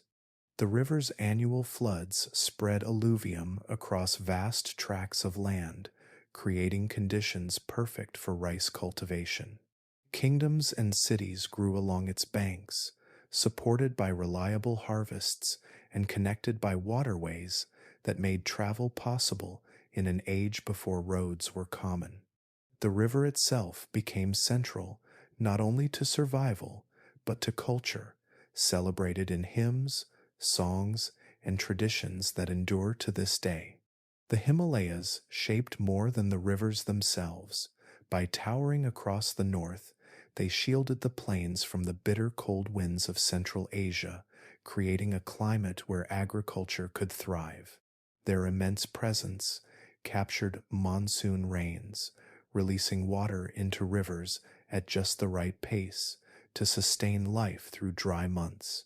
In this way, the mountains acted as both protectors and providers, turning what might have been barren land into a cradle of civilization. Great cities did not rise by chance. They rose where water flowed steadily, where land could be worked, and where trade could flourish.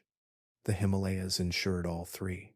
In the Indus Valley, carefully laid canals and reservoirs revealed an understanding of water management that was centuries ahead of its time. In the Ganges plains, dynasties flourished with the strength of harvests that could feed armies and sustain temples. In every case, the rivers created by Himalayan ice and snow were the silent foundation. Even as civilizations shifted and declined, the rivers continued their steady work. When the Indus Valley civilization faded, likely due to climate shifts that altered the flow of its rivers, new cultures emerged downstream, adapting to the new rhythms of water.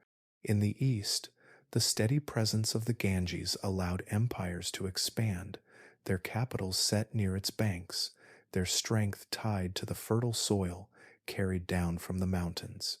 The story of ancient civilization in South Asia is inseparable from the story of the Himalayas. From the frozen heights to the fertile plains, water was the thread that wove people into cities and cities into cultures. The great mountains, through their rivers, gave rise not only to harvests and trade, but to some of humanity's earliest steps into urban life.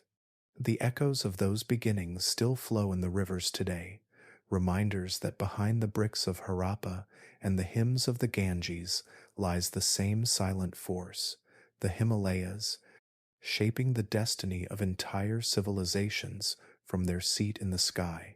The Himalayas rise like an unbroken wall across Asia, their peaks forming a natural barrier that seems designed to divide worlds.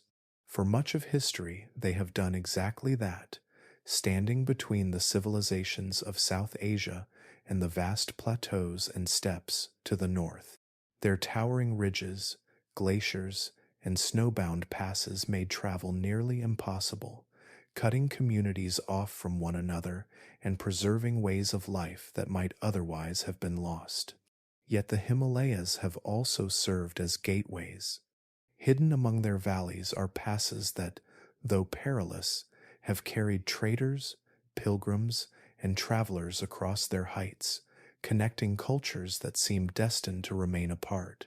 The scale of the barrier is immense, For thousands of kilometers, the Himalayas stretch from west to east, their ridges so high that even in summer snow lingers on the passes. Avalanches thunder down with little warning, storms sweep across peaks, and oxygen thins to levels that test the limits of human survival. Caravans attempting to cross faced exhaustion, frostbite, and the constant threat of falling into chasms hidden by ice. For many, the Himalayas were simply impassable, their sheer presence shaping the boundaries of empires and the destinies of peoples.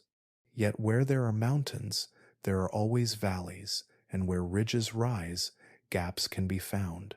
Over centuries, certain passes became routes of connection. The most famous of these were tied to the Silk Road, that vast web of trade stretching from China to the Mediterranean. Caravans laden with silk, spices, gems, and horses threaded their way through mountain passes like the Karakoram and the Kunjarab, linking Central Asia with the fertile plains of India. Each crossing was a gamble, yet the rewards were immense. Exotic goods moved from one side of the world to the other, and with them traveled ideas, technologies, and faiths. The passes of the Himalayas were not only channels for trade, but also for belief. Pilgrims crossed to reach holy sites like Mount Kailash, or to carry Buddhist scriptures from India into Tibet and beyond. Monks and scholars risked the journey, carrying texts and teachings that would take root in distant lands. Traders brought back not just goods, but stories of other worlds, tales that blended into local traditions and enriched them. In this way, the Himalayas, while holding the power to isolate, also opened the possibility of exchange that changed cultures forever. For many communities, however, the isolation was the greater force. Valleys carved deep into the slopes became self-contained worlds, their people separated by ridges so steep that travel from one valley to the next was rare. Languages developed in isolation, diverging over centuries into distinct dialects, many spoken by only a few thousand people. Songs, myths, and customs that might have blended away in a more connected world instead survived intact, preserved by the mountain's silence. Anthropologists working in the region today often marvel at how many unique languages and cultural practices are found within short distances, each valley holding its own heritage as if it were an island surrounded by seas of stone. This isolation also fostered resilience. With trade routes uncertain and fields limited, communities learned to depend on what they could grow, herd, and craft themselves. Over time, these ways of life became deeply tied to the land. Prayer flags mark passes, carved stones line trails, and monasteries perch on cliffsides, testaments to cultures that grew within the embrace of the mountains. Each tradition is shaped by the rhythm of the land, carried forward through generations that learned to survive where the earth itself seemed determined to keep them apart. And yet, where valleys opened into passes, the Himalayas also created unique meeting places. Border towns along trade routes became melting pots, where traders from Persia, China, Tibet, and India bartered side by side. Languages mingled in marketplaces, foods blended into new cuisines, and architectural styles reflected the influence of distant lands. These exchanges enriched the cultures of both sides, leaving behind a legacy of diversity that still echoes in art, religion, and tradition. The Himalayas are therefore both barrier and bridge, their peaks dividing worlds while their passes invite connection. They preserved unique languages, customs, and identities in valleys where time seemed to move at its own pace, yet they also carried caravans that stitched together the vastness of Asia. In their presence, human history took on a rhythm of separation and exchange, isolation and connection, each equally vital in shaping the cultures that flourished in their shadow. At the heart of the Himalayas stands Mount Everest, its summit rising nearly 9 kilometers above sea level, higher than any other point on Earth. To the people who have long lived in its shadow, Everest has always been sacred, a mountain with many names and meanings. Yet, to the wider world, it became something else as well, the ultimate test of human endurance. Its height, its weather, and its remoteness have combined to make it not just a peak of stone and ice, but a symbol of the limits of possibility and the courage to reach beyond them. The mystique of Everest grew in the early 20th century, when explorers from Europe first began to dream of standing upon its summit. Maps of Asia still left blank spaces where the mountain stood, and few outside the region had ever seen it with their own eyes. British expeditions in the 1920s made the first serious attempts. Teams of climbers, accompanied by Sherpa guides, struggled through icefalls, ridges, and storms, laying down the routes that would one day lead to the top. In 1924, George Mallory and Andrew Irvine set out on a fateful climb, disappearing high on the mountain's northern face. Mallory's simple answer when asked why he wanted to climb Everest, "Because it is there," has become one of the most famous lines in the history of exploration. To this day, debate lingers over whether the two men may have reached the summit before their deaths, a mystery that deepens the aura of the mountain. The decades that followed brought further attempts, each one a mixture of tragedy and triumph. Avalanches and storms claimed lives, reminding climbers that Everest was not simply a prize to be won, but a force of nature that could not be tamed. In 1953, Edmund Hillary of New Zealand and Tenzing Norgay, a Sherpa from Nepal, succeeded where so many had failed. They stood upon the summit on the morning of May 29th, the first confirmed humans to look down from the very top of the world.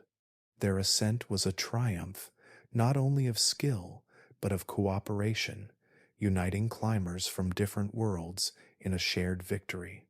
For the Sherpa people, Tenzing's achievement was especially powerful, showing the world that the mountain could only be conquered with the knowledge and strength of those who had lived beside it for generations.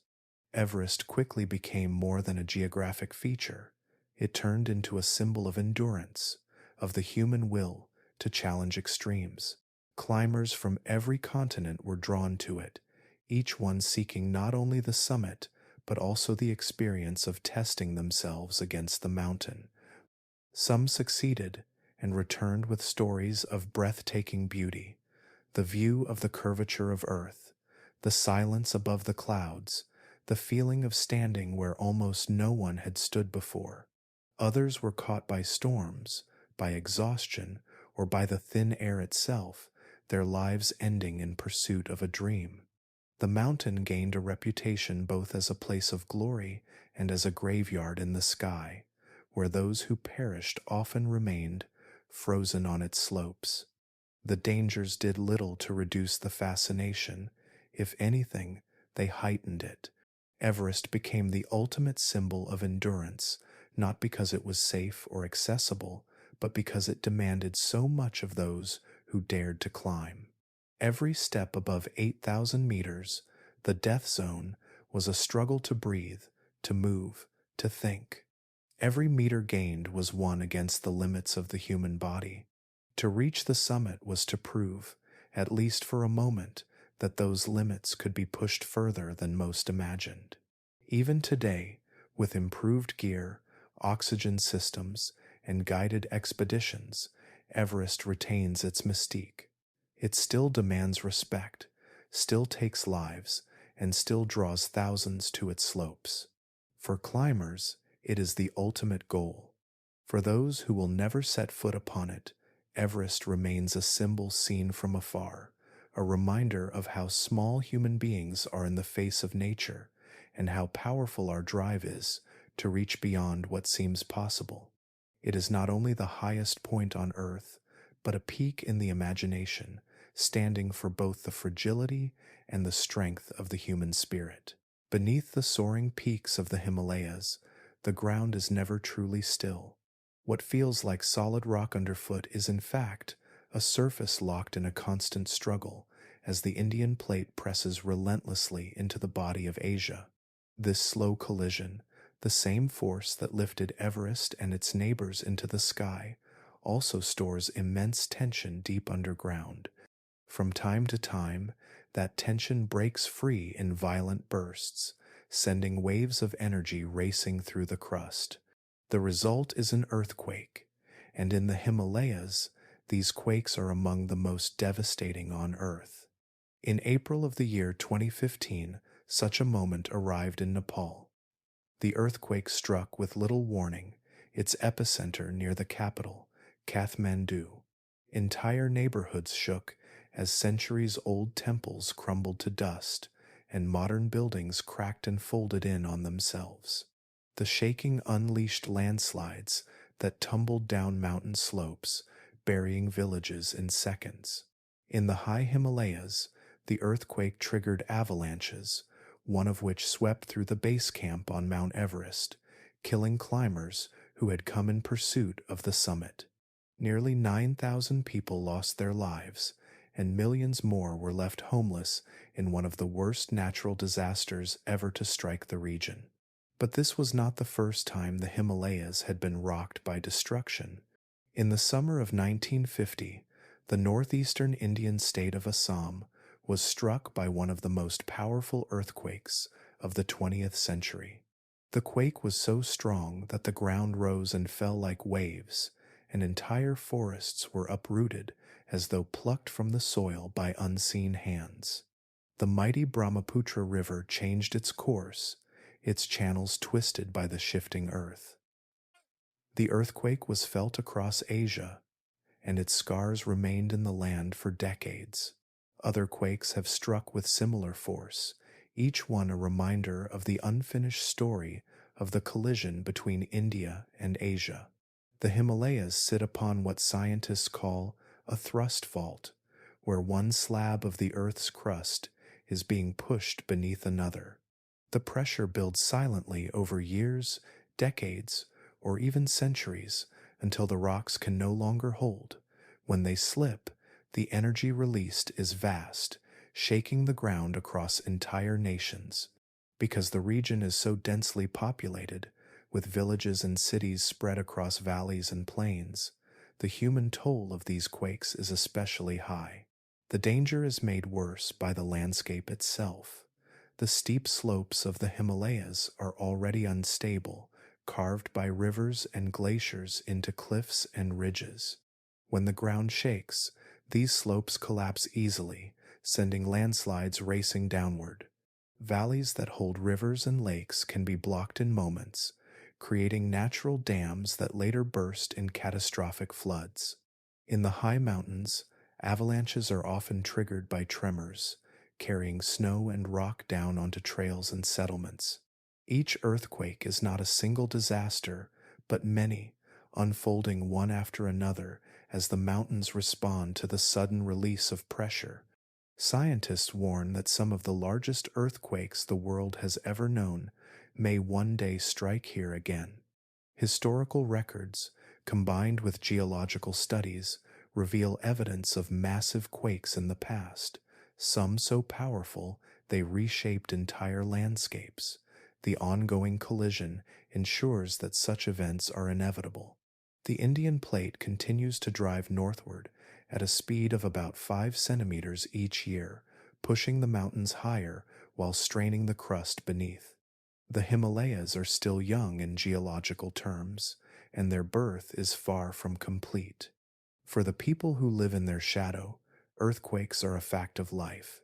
Houses are built with thick wooden beams to flex with the shaking, and stories of past disasters are passed down through generations as warnings of what the mountains can do. Monasteries, temples, and shrines often stand rebuilt upon the ruins of older ones, each reconstruction a sign of resilience in the face of repeating catastrophe. Yet even with preparation, the sheer scale of Himalayan earthquakes leaves scars that endure for decades. Every tremor, from the faintest rumble to the most destructive shock, is a reminder that the mountains are alive, their story still unfolding. The same energy that carved the Himalayas from the earth continues to move within them, unseen but unstoppable. Earthquakes are not accidents or interruptions in the life of the mountains. They are part of the very process that built them, constant reminders that the collision beneath our feet is far from over. The Himalayas rise in majesty, their peaks etched against the sky, their valleys carved by ice and time. From afar, they seem eternal, a monument of stone and snow beyond the reach of change. Yet within their heights lies a hidden volatility, forces that can unleash destruction in moments.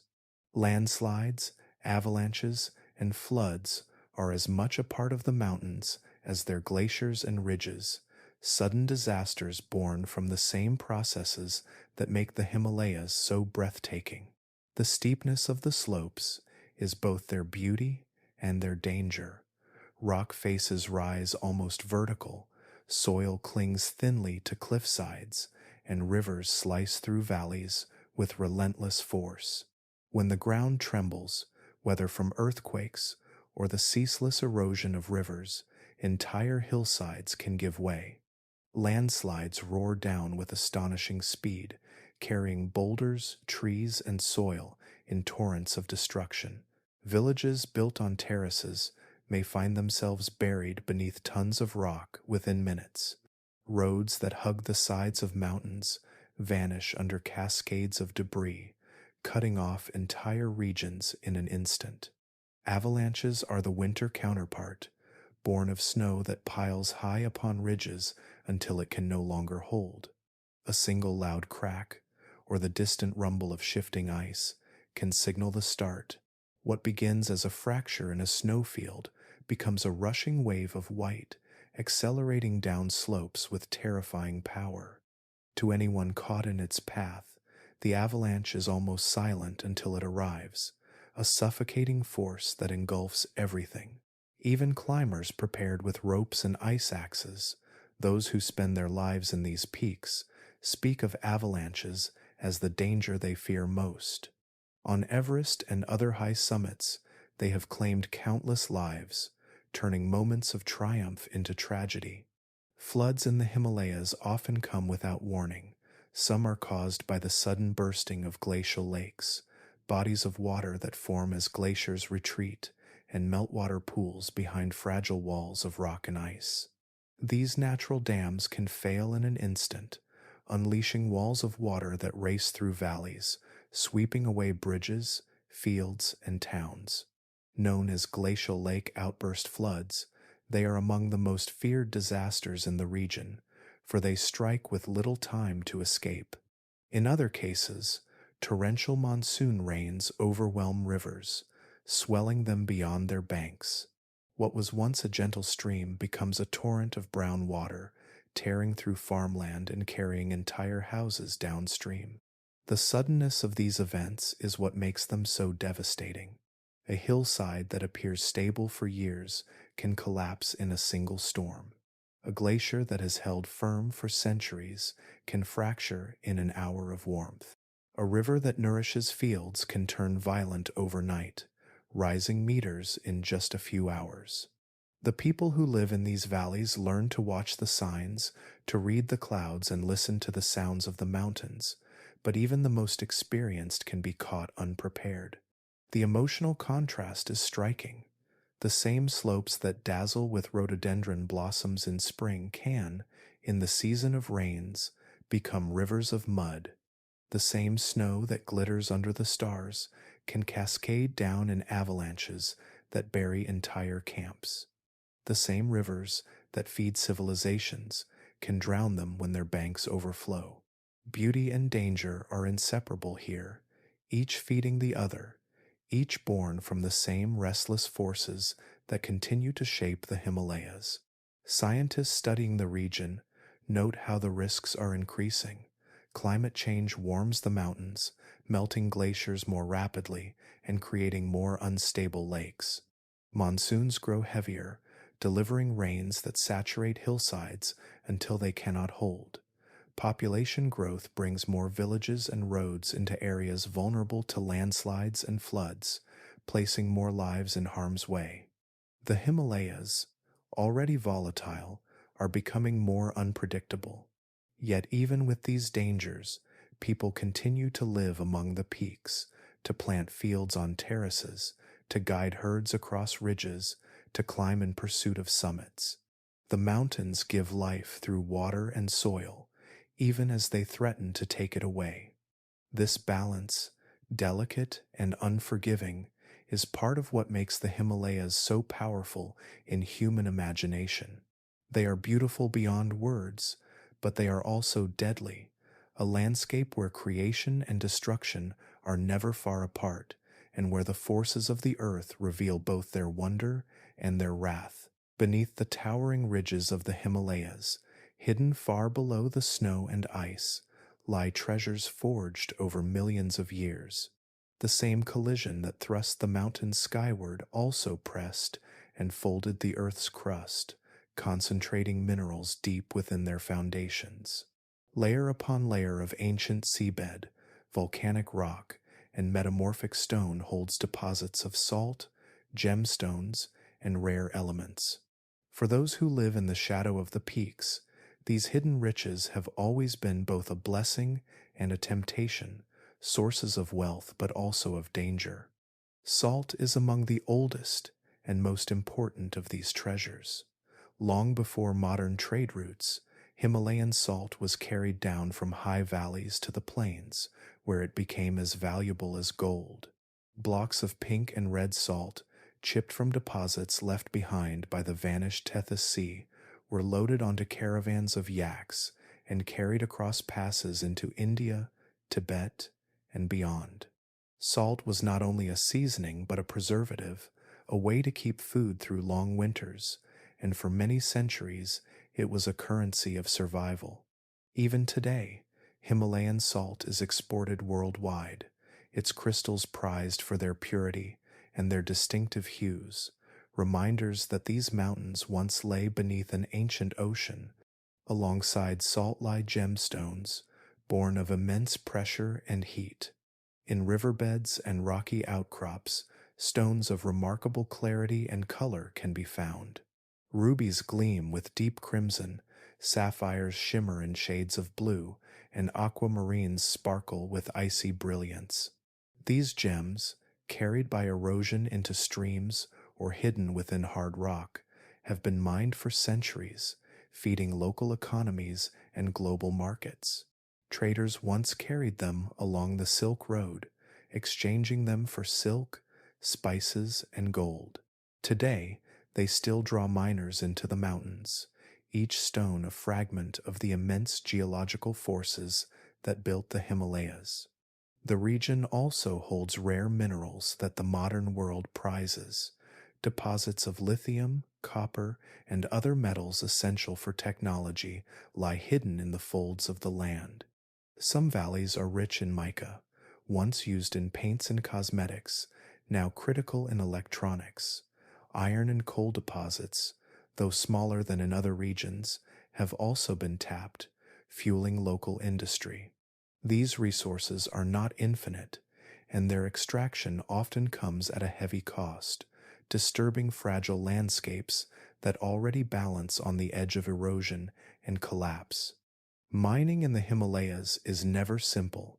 The terrain itself is perilous, with steep slopes and loose soils that can give way at any moment. Equipment must be hauled up treacherous roads, and workers often endure thin air, freezing temperatures, and the constant risk of landslides. Many mines are small and artisanal, operated by families or local communities using hand tools and sheer endurance. Others are larger, driven by global demand, their tunnels burrowing deep into mountainsides in search of rare metals. In both cases, the work is dangerous. Cave-ins are common, and exposure to dust and cold leaves lasting marks on the health of those who labor underground. The wealth brought by these resources is entangled with risk. Villages may see prosperity from the sale of salt or gemstones, yet the same activities can strip hillsides of stability, leading to floods and landslides that threaten lives. Rivers may carry not only water, but the runoff of mining, clouding streams that sustain crops and animals.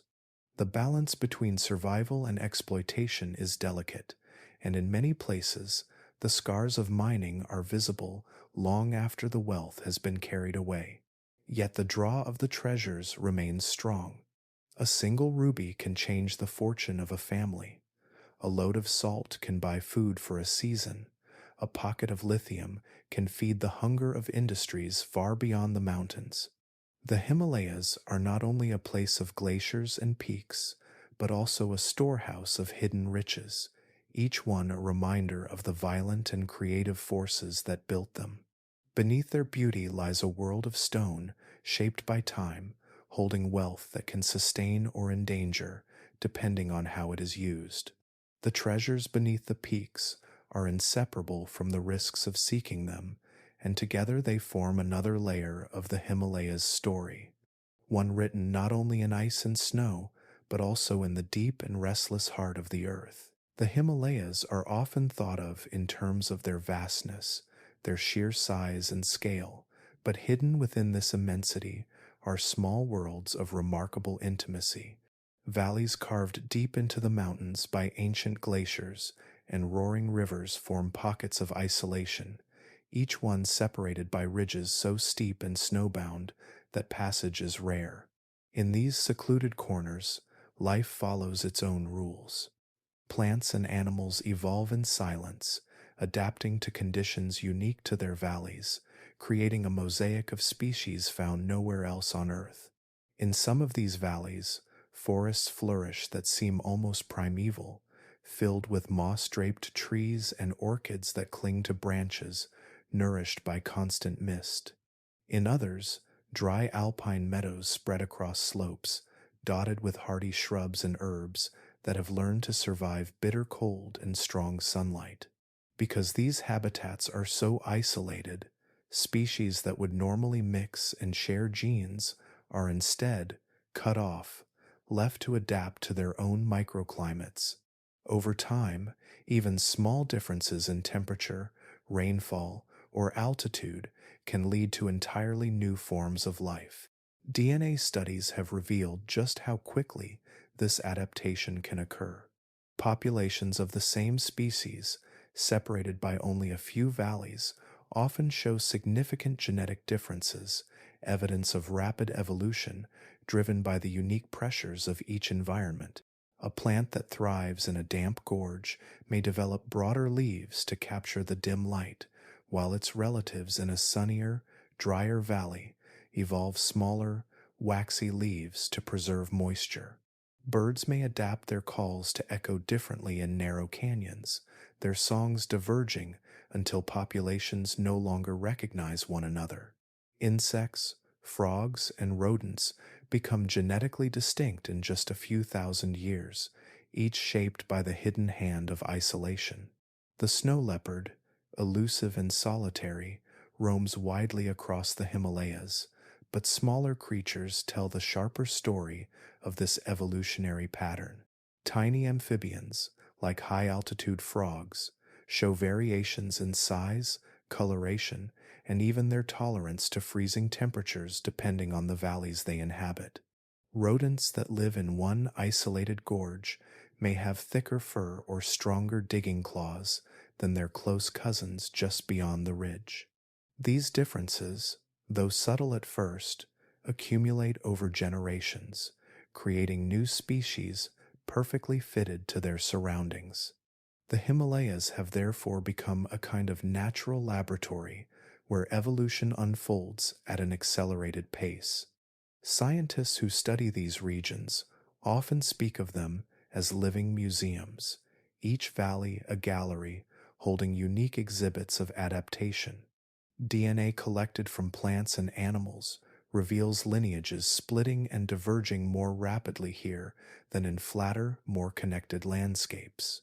The sheer variety of microclimates, Humid subtropical forests at the base, alpine tundra at the mid-levels, and icy deserts at the top provides countless opportunities for life to experiment, and isolation ensures those experiments are not diluted by constant mixing. This isolation also extends to pollinators and seed dispersers, adding another layer to the process. A butterfly that learns to feed on a particular flower may pass this trait down to its descendants, while the flower itself adapts to that butterfly, deepening the bond until both species are dependent on one another.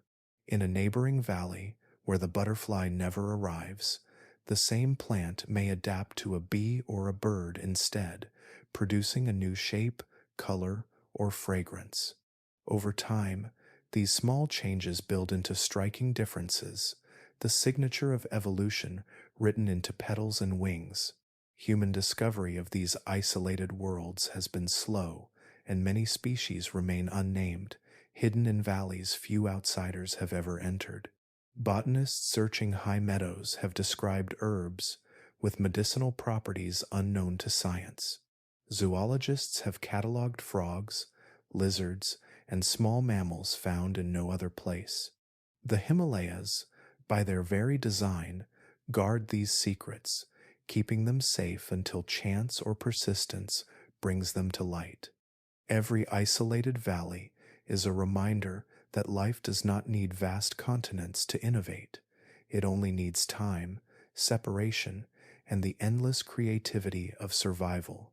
In the Himalayas, where stone walls rise like fortresses around each habitat, these conditions are met again and again.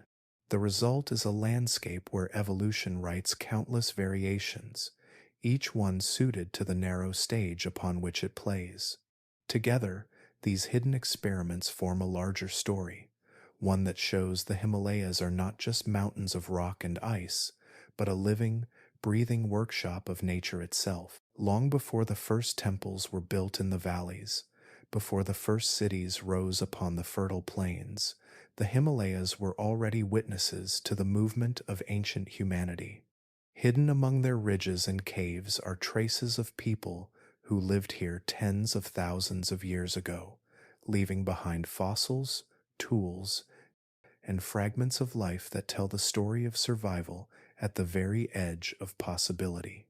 The mountains, which today seem so forbidding, once served as both obstacle and corridor, shaping the paths our ancestors followed as they spread across Asia. Archaeologists working in the highlands have uncovered stone tools crafted by hands long vanished, blades and scrapers shaped from local rock, evidence of campsites where fires once burned against the cold. These discoveries show that even during the Ice Age, when glaciers spread across much of the northern world, humans found ways to endure in the shadow of the Himalayas. Fossils of animals that were hunted deer, yak, and wild sheep lie alongside these tools, signs of meals shared in the freezing dark. Each fragment speaks of people who were resourceful, who learned to read the land and bend to its rhythms rather than flee from it. The Himalayas during the Ice Age were far colder than they are today. Valleys were narrower, rivers swollen with meltwater, and ice sheets crept down slopes into places where villages now stand. Yet even in such conditions, small groups of humans moved through these landscapes. Genetic studies suggest that some of the earliest migrations out of Africa passed through southern Asia, with roots skirting the edges of the mountains. The Himalayas did not stand as an impenetrable wall, but offered passes and corridors where people could cross from one world to another. Through these openings, genes and cultures flowed, connecting distant regions long before the idea of civilization existed. Traces of these movements remain not only in fossils and artifacts, but also in the DNA of people who live in the region today. Populations in Tibet, Nepal, and northern India carry genetic signatures that link them to some of the earliest branches of humanity's expansion.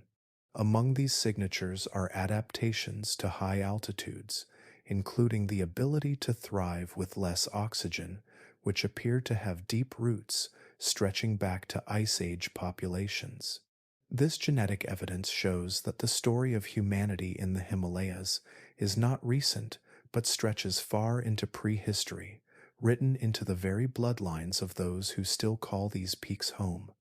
Survival in such harsh conditions required extraordinary ingenuity. Archaeological evidence suggests that shelters were built in caves, insulated with animal skins, and that fires were carefully maintained through the bitter cold. Clothing made from hides would have been essential, as would the ability to hunt animals adapted to the Ice Age. The bones of prey often show cut marks from stone tools, proof that early humans extracted every possible resource meat for food, hides for warmth, bones for tools. Nothing could be wasted in a land where resources were scarce and conditions unforgiving. The Himalayas also served as a filter, shaping the paths of migration in ways that still resonate.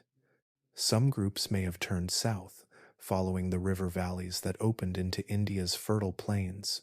Others may have moved north and east, crossing into the high plateaus of Tibet and eventually into the steppes of Central Asia.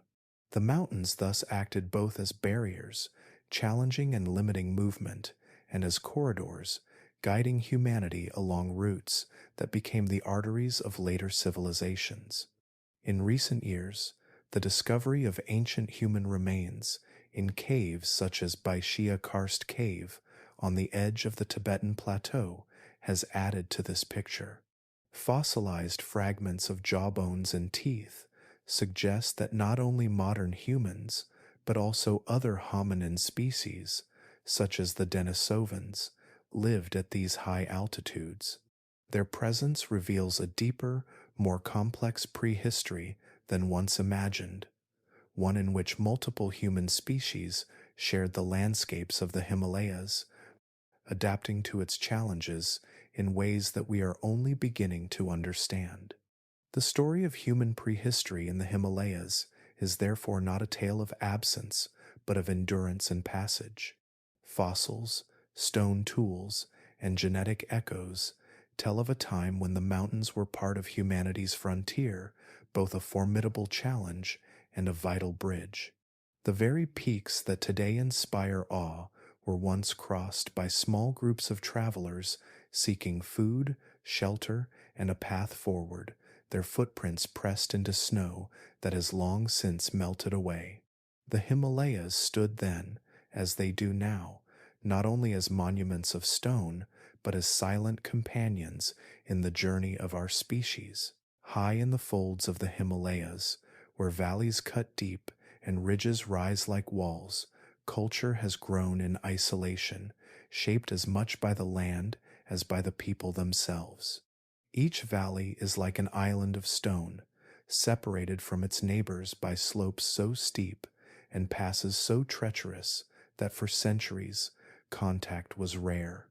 Out of this separation grew dozens of languages, dialects, and traditions, each one carrying the voice of a community that found its home in the mountains. The Himalayas are not only a natural wonder of peaks and glaciers, but also a living mosaic of human expression, pieced together from countless small stories. Linguists who study the region speak of an astonishing diversity. In Nepal alone, more than 100 languages are spoken, many by only a few thousand people. Each valley may hold its own tongue, its grammar and sounds distinct from the next. Some are part of larger families, related to Tibetan or Indo-Aryan languages, while others stand almost alone, their origins still debated. The reason for this variety lies in the geography. Where travel is difficult, communities remain separated, their speech evolving in its own direction, unchanged by outside influence. In a span of only a few days' walk, one might hear voices shift from one language to another, as though passing through invisible borders drawn by mountains themselves. Alongside language are songs and myths, oral traditions that carry memory where the written word is scarce. These stories often place the mountains at their center. Peaks are described as the homes of gods, rivers as the flowing lifeblood of deities, and storms as the voices of spirits. In Tibetan folklore, mountain gods guard valleys and must be honored with offerings before travel begins. In Nepalese tales, hidden lakes are said to hold treasures or spirits that test the purity of those who approach. Songs sung by herders call upon the mountains for protection, their melodies rising and falling with the rhythm of the wind. Oral traditions in the Himalayas are more than entertainment. They are ways of teaching survival, of passing down knowledge about dangerous trails, safe grazing grounds, or the right times to plant and harvest. A myth might describe a cursed slope, but behind it lies a memory of avalanches or unstable ground. A song about a generous river might recall its annual floods, reminding communities of the blessings and dangers tied to water. In this way, culture and survival are intertwined, with stories holding the lessons of generations. Festivals and rituals further reflect the mosaic. In Bhutan, masked dances retell Buddhist legends, their movements embodying deities who protect the land.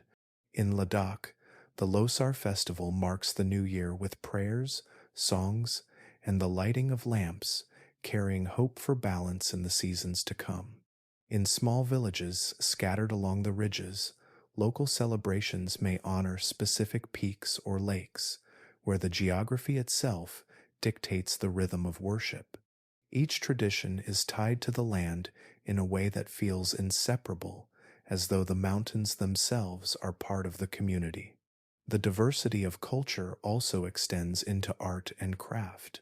Weaving patterns differ from valley to valley, with some emphasizing bold geometric designs, while others favor intricate, symbolic motifs. Songs carry distinct rhythms, shaped by the languages in which they are sung. Even food reflects this mosaic, with one valley favoring barley and yak butter, while another relies on rice and lentils, depending on what their environment allows. These small differences accumulate into a broader richness, making the Himalayas a place where human creativity reflects the diversity of the land itself. Modern researchers have begun to trace these traditions not only in stories but also in DNA. Just as species evolve in isolation, so too have cultures, carrying genetic and cultural imprints of ancient migrations. Some valleys show traces of Central Asian influence, others links to South Asia, and still others connections to the Tibetan Plateau. Geography has preserved these differences, protecting them from being blended away by time. The Himalayas stand, then, as both a natural wonder and a cultural one. Their valleys hold voices that may be spoken nowhere else, songs that exist only in the air of certain ridges, myths tied to peaks that rise like guardians. Each culture is a reflection of the geography that shaped it, proof that isolation does not only limit but also creates, giving rise to variety as rich and striking as the mountains themselves. The Himalayas are not only a geography of stone and snow, but a geography of human imagination, preserved in language, song, and story. The Himalayas have always been more than mountains. For those who live in their shadow, they are sacred presences, symbols of endurance, and reminders of both danger and beauty. Over centuries, the peaks have inspired not only survival, but also imagination, shaping the art, music, and stories of cultures spread across Asia and beyond. The Himalayas have been painted in colors of devotion, woven into poetry and legend, and later captured through the eyes of travelers from faraway lands who saw in them the very image of the sublime. In Indian tradition, the Himalayas appear again and again as the dwelling place of gods and the stage for sacred epics. In the Mahabharata, The Pandava brothers journey northward into the high peaks on their final pilgrimage, seeking liberation among the snow-clad ridges. In Hindu belief, Mount Kailash is the abode of Lord Shiva, the god of destruction and creation, who sits in eternal meditation at its summit. Countless hymns and prayers describe the mountains as a crown upon the earth, their rivers as sacred arteries that sustain life. Artists across India painted the peaks not just as landscapes, but as symbols of divinity, filling manuscripts and temple walls with images of gods rising against backdrops of towering ranges. In Tibetan culture, the Himalayas are seen as alive with spirits and guardians. Every valley has its protective deity, every ridge is home to a presence that must be honored. Monasteries are built where cliffs and valleys meet, their walls decorated with thankas, intricate paintings that often show the peaks behind the figures of Buddhas and Bodhisattvas. Prayer flags flutter in the wind, carrying sacred words across the slopes, and prayer wheels carved with mantras spin endlessly in mountain villages. For Tibetan poets and monks, the mountains symbolize the path to enlightenment, vast and difficult, yet filled with beauty along the way. Chinese traditions also wove the Himalayas into story and art. The Tang dynasty poets, who wrote of distant western lands, described mountains beyond imagining, where immortals were said to live. In Chinese paintings, distant snowy peaks often stood at the edge of scrolls, representing the meeting place of heaven and earth.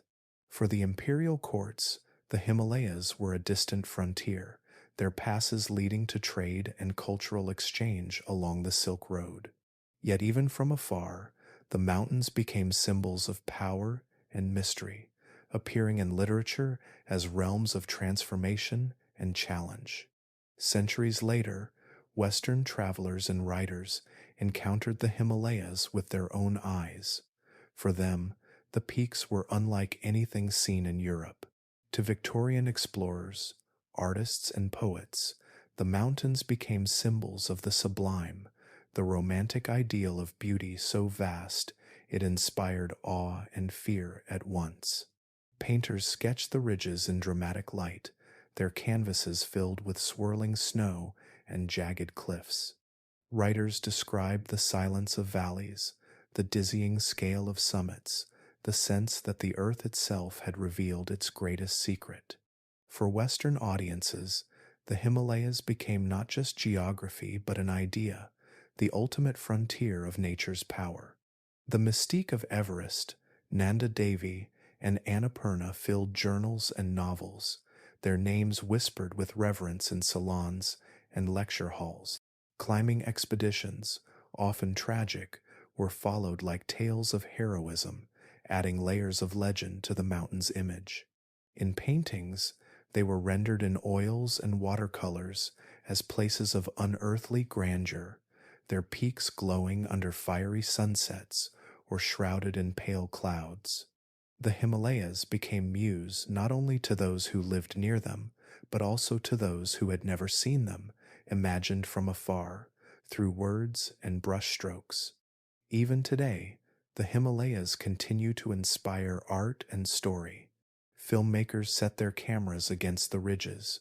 Writers craft novels that use the mountains as both setting and symbol, and poets still describe their silence and majesty. Local artists carve wood, weave textiles, and paint icons that tie their work to the land, while modern painters use the peaks as abstract symbols of endurance, fragility, and change. The mountains remain inexhaustible in their inspiration, for each perspective reveals something new, something that echoes across both time and culture. The Himalayas are not only the tallest range on Earth, but one of its greatest muses. They have been painted as homes of gods, sung as barriers and blessings, feared as graveyards, and adored as sanctuaries.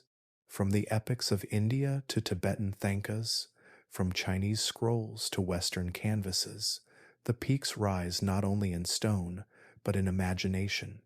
Their silence has been translated into prayer and poetry, their shadows into myths that continue to travel through the centuries, keeping alive the timeless connection between mountains and the human spirit. At the roof of the world, where ice and stone stretch into the sky, modern science has found both a challenge and a laboratory. The same mountains that once seemed unreachable are now observed from orbit, their peaks measured with tools of extraordinary precision. Satellites pass overhead, watching the Himalayas rise millimeter by millimeter, tracing the flow of glaciers as they shrink and shift. What was once hidden in silence is now revealed in streams of data, each number carrying a message about the pulse of the Earth. The Himalayas are still rising, a product of the slow collision of continents. Satellites equipped with radar and laser instruments measure these movements with astonishing accuracy. In some places, the land lifts by nearly 5 millimeters each year, a tiny distance in human terms but immense when stretched across the scale of a continent. From the sky, scientists can see faults shifting, valleys widening, and glaciers creeping forward or breaking apart. The technology shows the mountains not as static monuments, but as restless giants, their shapes redrawn even within a single lifetime.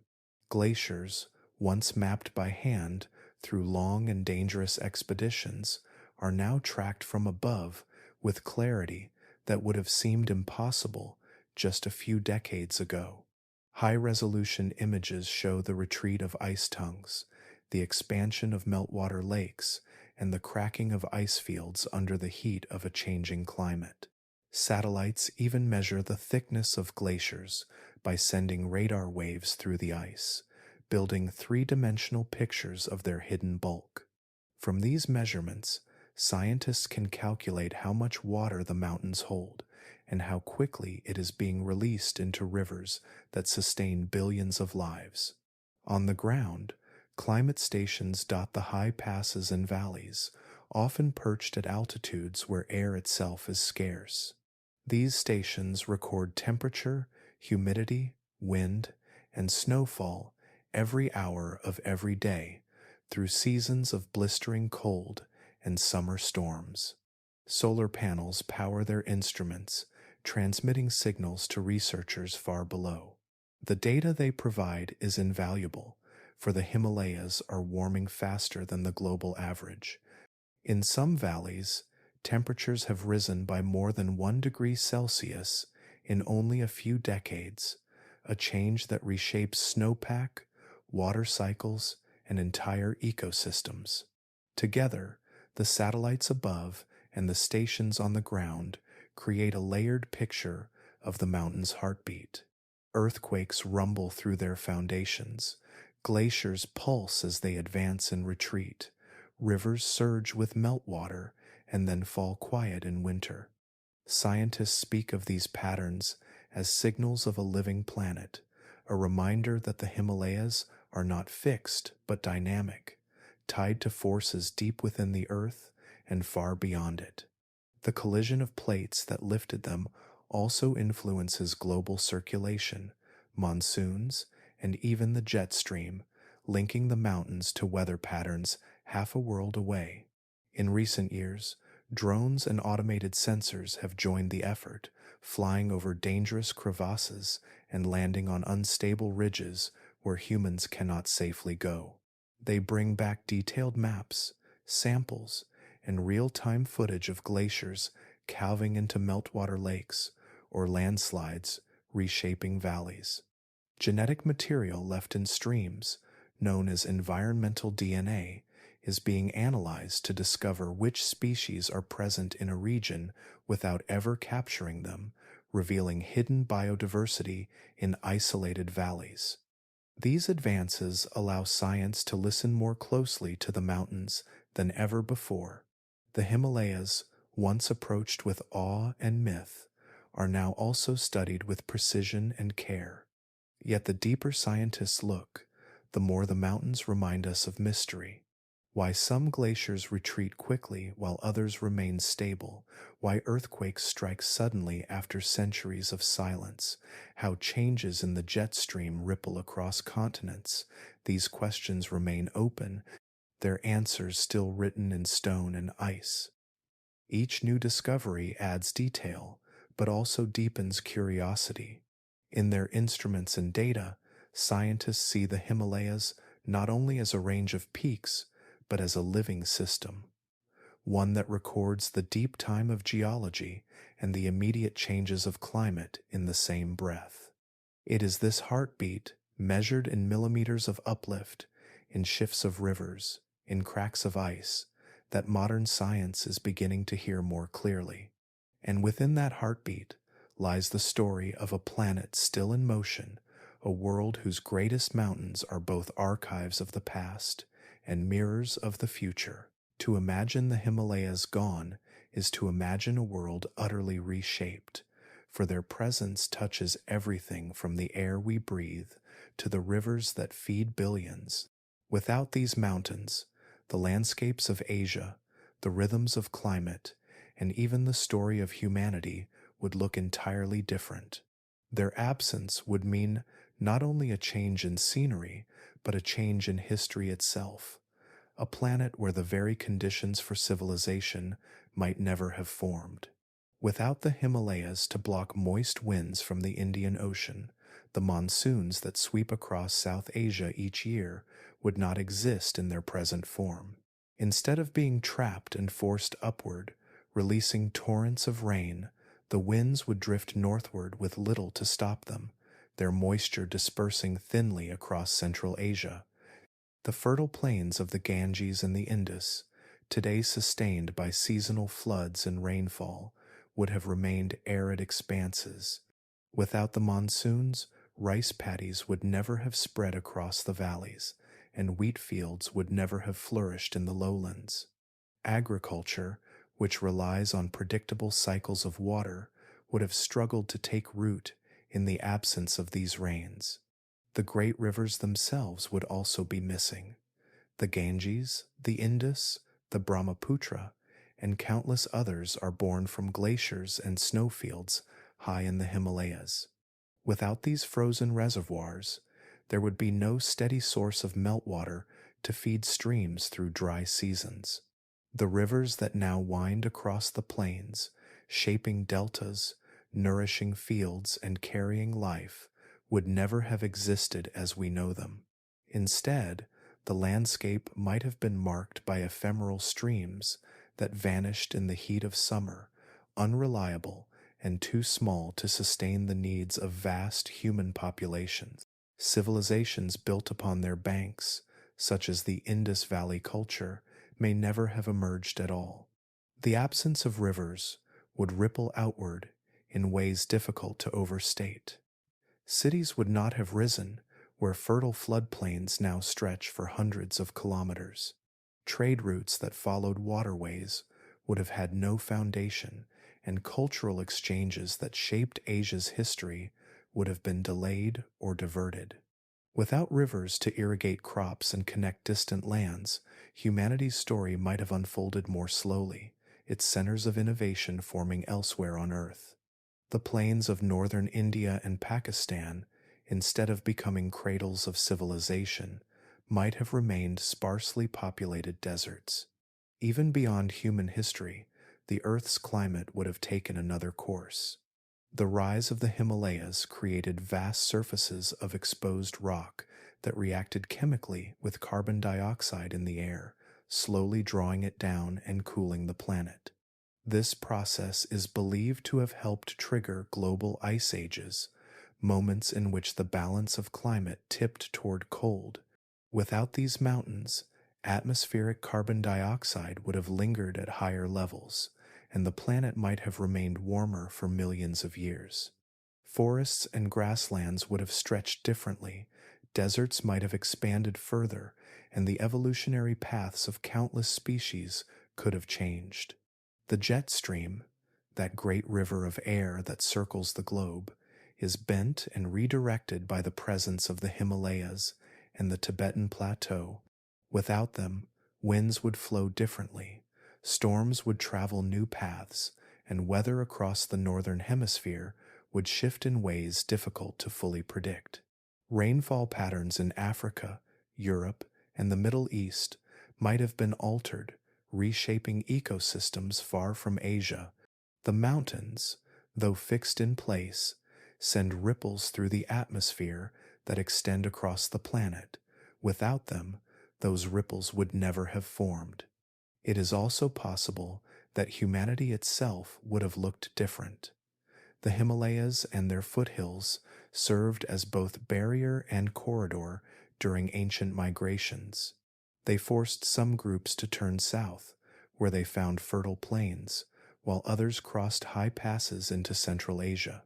Without these barriers, movement would have been easier, but the isolation that preserved languages, cultures, and even genetic adaptations might never have occurred.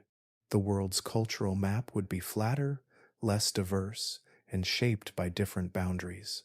In imagining this alternate Earth, one sees how deeply the Himalayas are woven into the fabric of life. They are not only mountains of rock, but architects of rivers, climates, and civilizations.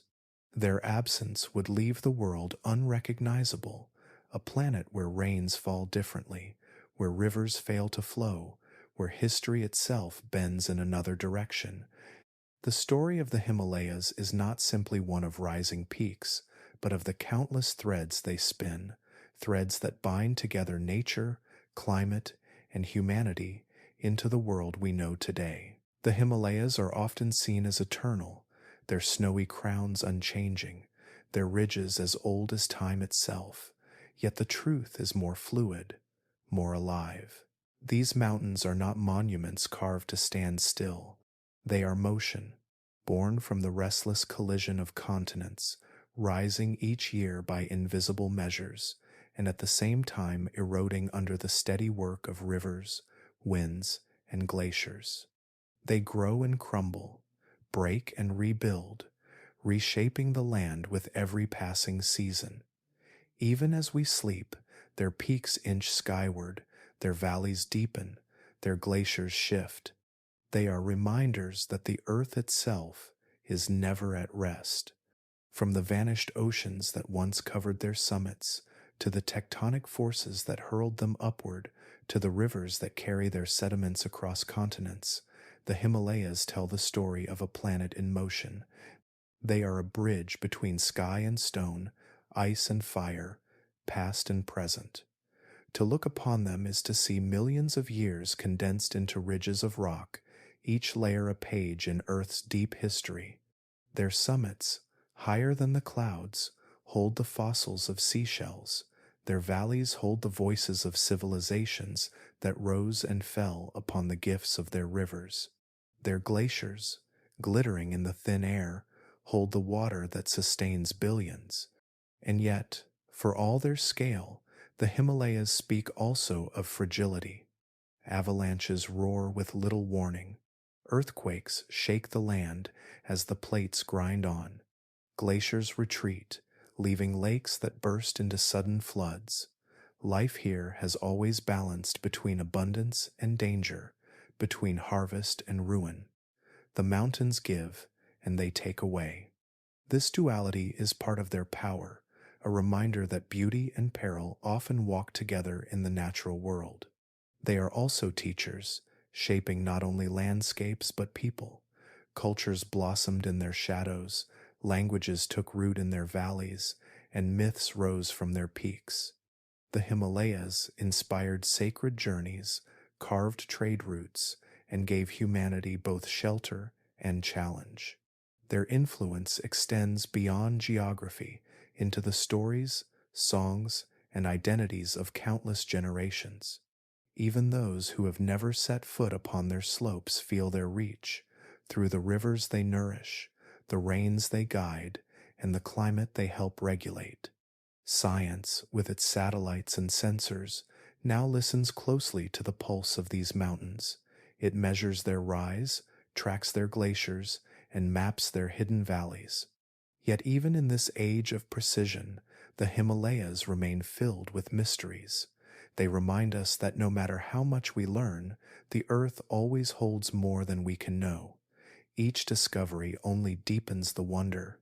To reflect on the Himalayas is to reflect on motion itself, on the truth that nothing in nature is fixed.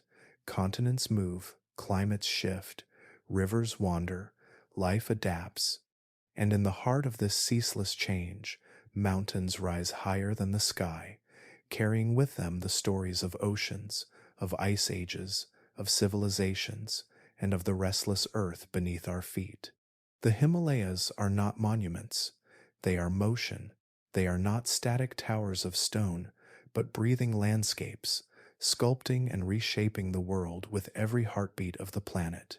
If you have found calm in this journey, if you have felt wonder in tracing the story of these peaks, from their violent birth to their enduring presence, it would mean so much if you gently liked this video and perhaps subscribed. It helps more curious minds discover this quiet corner where science and story drift together.